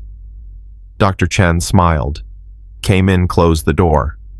I wanted to talk to you before I left, to say thank you, and to ask you a question. I'm not really in a question-answering mood. I'll ask anyway. Dr. Chen sat in the chair Walker had vacated. Why did you do it? Risk your life for strangers. You didn't know us. Didn't owe us anything, yet you came anyway. It was the mission. No, there was more to it than that. I watched you in that compound. You weren't just executing a tactical operation. You were carrying something, some weight, some burden. You were trying to prove something. To who? Jessica looked away. Myself. What were you trying to prove? That I'm more than the violence. That I can save lives instead of taking them. That 3 years of trying to be normal wasn't wasted. She paused. That I'm worth saving. Dr. Chen was quiet for a moment. Can I tell you something? Something I learned working in war zones. Sure. There's no such thing as normal. Everyone's broken. Everyone's carrying trauma. Everyone's trying to prove they're worth the oxygen they breathe. The only difference is, some people hide it better. She leaned forward. You don't need to prove anything. You already saved us. That's enough. That has to be enough. Because if you keep looking for redemption in combat zones, you'll never find it. You'll just find more reasons to feel guilty. So what do I do? You forgive yourself. You accept that you were a soldier, that you did soldier things, that some of those things saved lives, and some of those things took lives, and all of those things were part of war. And then you move forward, not by running, not by hiding, but by building something worth keeping. I've tried. It keeps burning down. Then you build it fireproof. Dr. Chen stood. I'm going back to Afghanistan, to my clinic, to my patients, because that's my purpose, my way of making peace with the violence I've seen. You need to find yours. And I don't think it's in Portland pretending to be someone else. What is it then? I don't know, but I know where to start. Stop running from who you were. Start integrating who you are. The ghost and the nurse. The killer and the healer. They're both you. And maybe that's okay. I know. She left. Jessica sat there with 2 sets of dog tags, a cracked phone, and an identity she didn't want. Fletcher called an hour later. Heard you made it out. How's the shoulder? Hurts like hell. Good. Pain means you're alive. Dead people don't hurt. Sometimes I think dead people have it easier. They do, but easy isn't the same as better. Fletcher paused. I heard Morrison called. Heard what he said. He's not wrong, you know. About what? About you being made for this. I've seen a lot of operators. Most of them are good. Some are great. But you're something else. You're the one who runs toward the fire when everyone else is running away. That's rare. That's special. That's worth something. It's worth 12 dead Taliban and a bullet in my shoulder. It's worth 3 Americans going home to their families. It's worth a 22-year-old kid getting to hug his parents. It's worth a doctor continuing her work. It's worth a teacher building more schools. The math isn't complicated, Walker. You traded violence for life. That's a good trade. Jessica felt tears coming, tried to hold them back, failed. I'm so tired, Fletcher. I'm tired of fighting, tired of running, tired of trying to figure out who I am. I just want it to stop. I know, but it doesn't stop. Not for people like us. We carry it forever. The only choice we have is how we carry it. With guilt, with pride, with acceptance. That's up to you. I don't know how to accept it. Then learn. Find a therapist. Join a support group. Call that crisis line again. Do whatever it takes, because you're too valuable to waste, to yourself and to the world. Morrison wants me to keep deploying. Morrison is a politician in a uniform. He sees you as a tool. You need to see yourself as a person. What if I can't tell the difference anymore? Fletcher sighed. Then that's the work.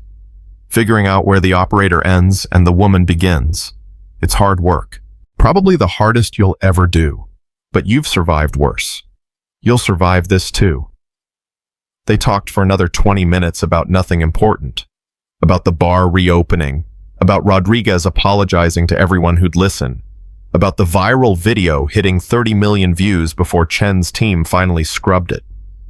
When Jessica hung up, she felt lighter. Not healed. Not whole. But lighter. She picked up Chen's envelope. Looked at Sarah Mitchell's documents. A fresh start in a new city with a clean slate. Then she picked up her phone, the cracked one, and dialed a number she'd memorized 3 years ago. Veterans Crisis Line. This is Amanda. Hi. It's me. The one who called before deploying.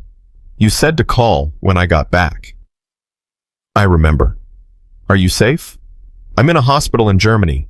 Got shot. But yeah, I'm safe. How do you feel? Broken, tired, confused, but alive. That's a start. Tell me what happened. Jessica talked. For an hour she talked.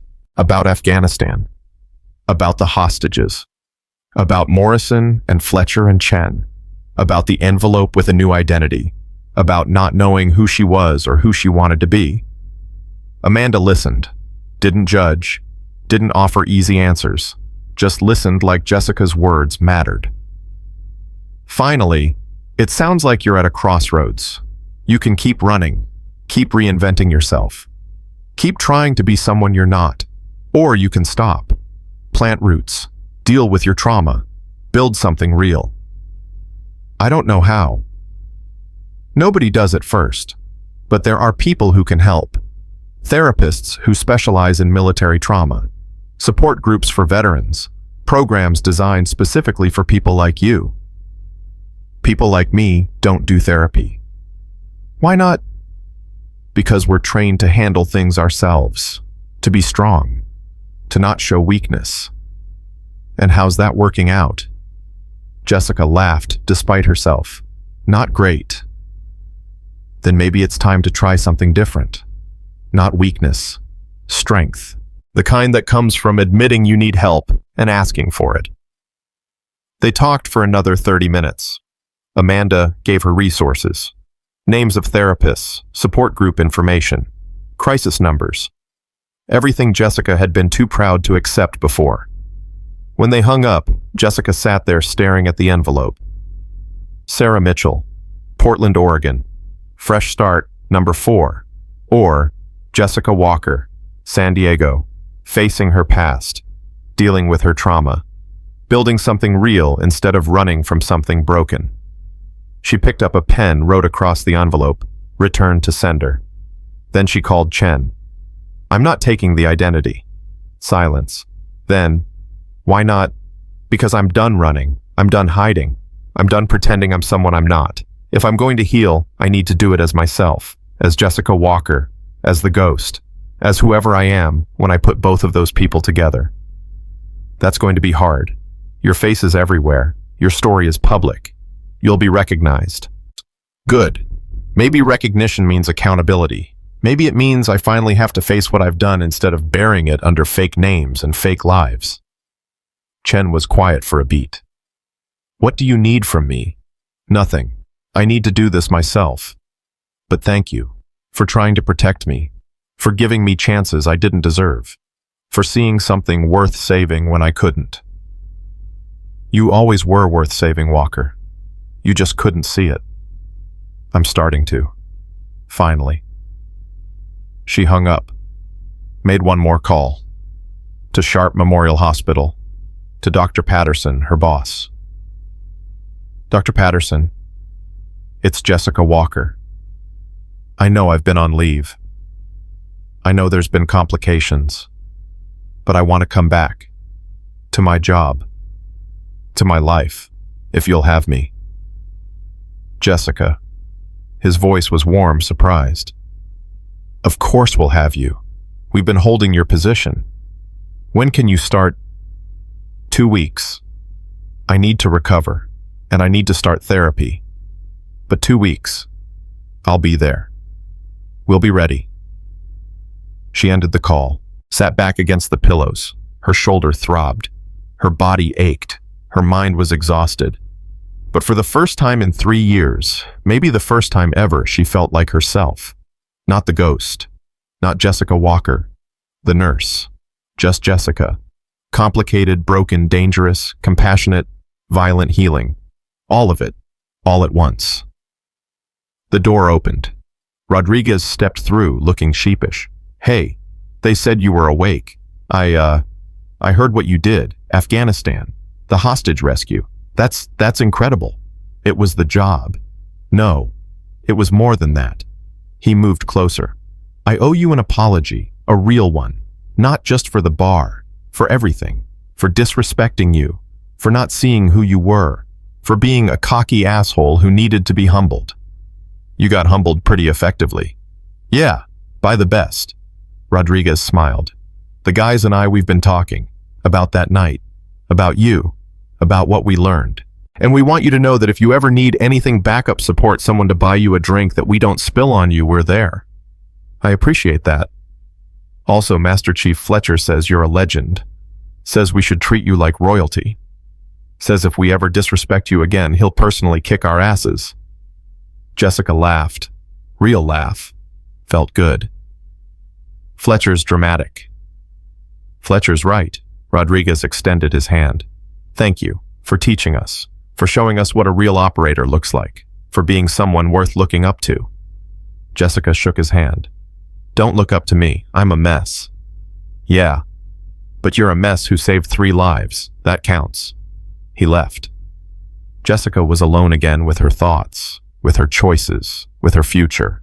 She picked up Private Walker's dog tags, held them up to the light, watched them spin on the chain. Someone had to. That's what she'd said. That's what she'd always said. Someone had to run toward the fire. Someone had to stand between danger and innocence. Someone had to be the ghost. But maybe the ghost could be more than death. Maybe she could be protection, salvation, hope. Maybe that was enough. Jessica closed her eyes, let exhaustion take her. Tomorrow she'd start the work, the real work, therapy, healing, integration, building a life that could hold both parts of herself. Tonight she'd rest, because she'd earned it, because 3 people were alive who shouldn't be, because the ghost had walked one more time and proven that even legends could evolve. Her last thought before sleep came was simple. She'd survived another mission. She'd saved more lives. She'd proven she was more than the violence. And maybe, just maybe, that meant she was worth saving too. The monitors beeped steadily. The IV dripped. The hospital hummed with life and healing. And Jessica Walker, the ghost, Viper 1, the woman who'd killed 73 fighters and saved countless more, finally found peace in the truth she'd been running from for 3 years. She was both the darkness and the light, and accepting that meant she could finally stop fighting herself and start living.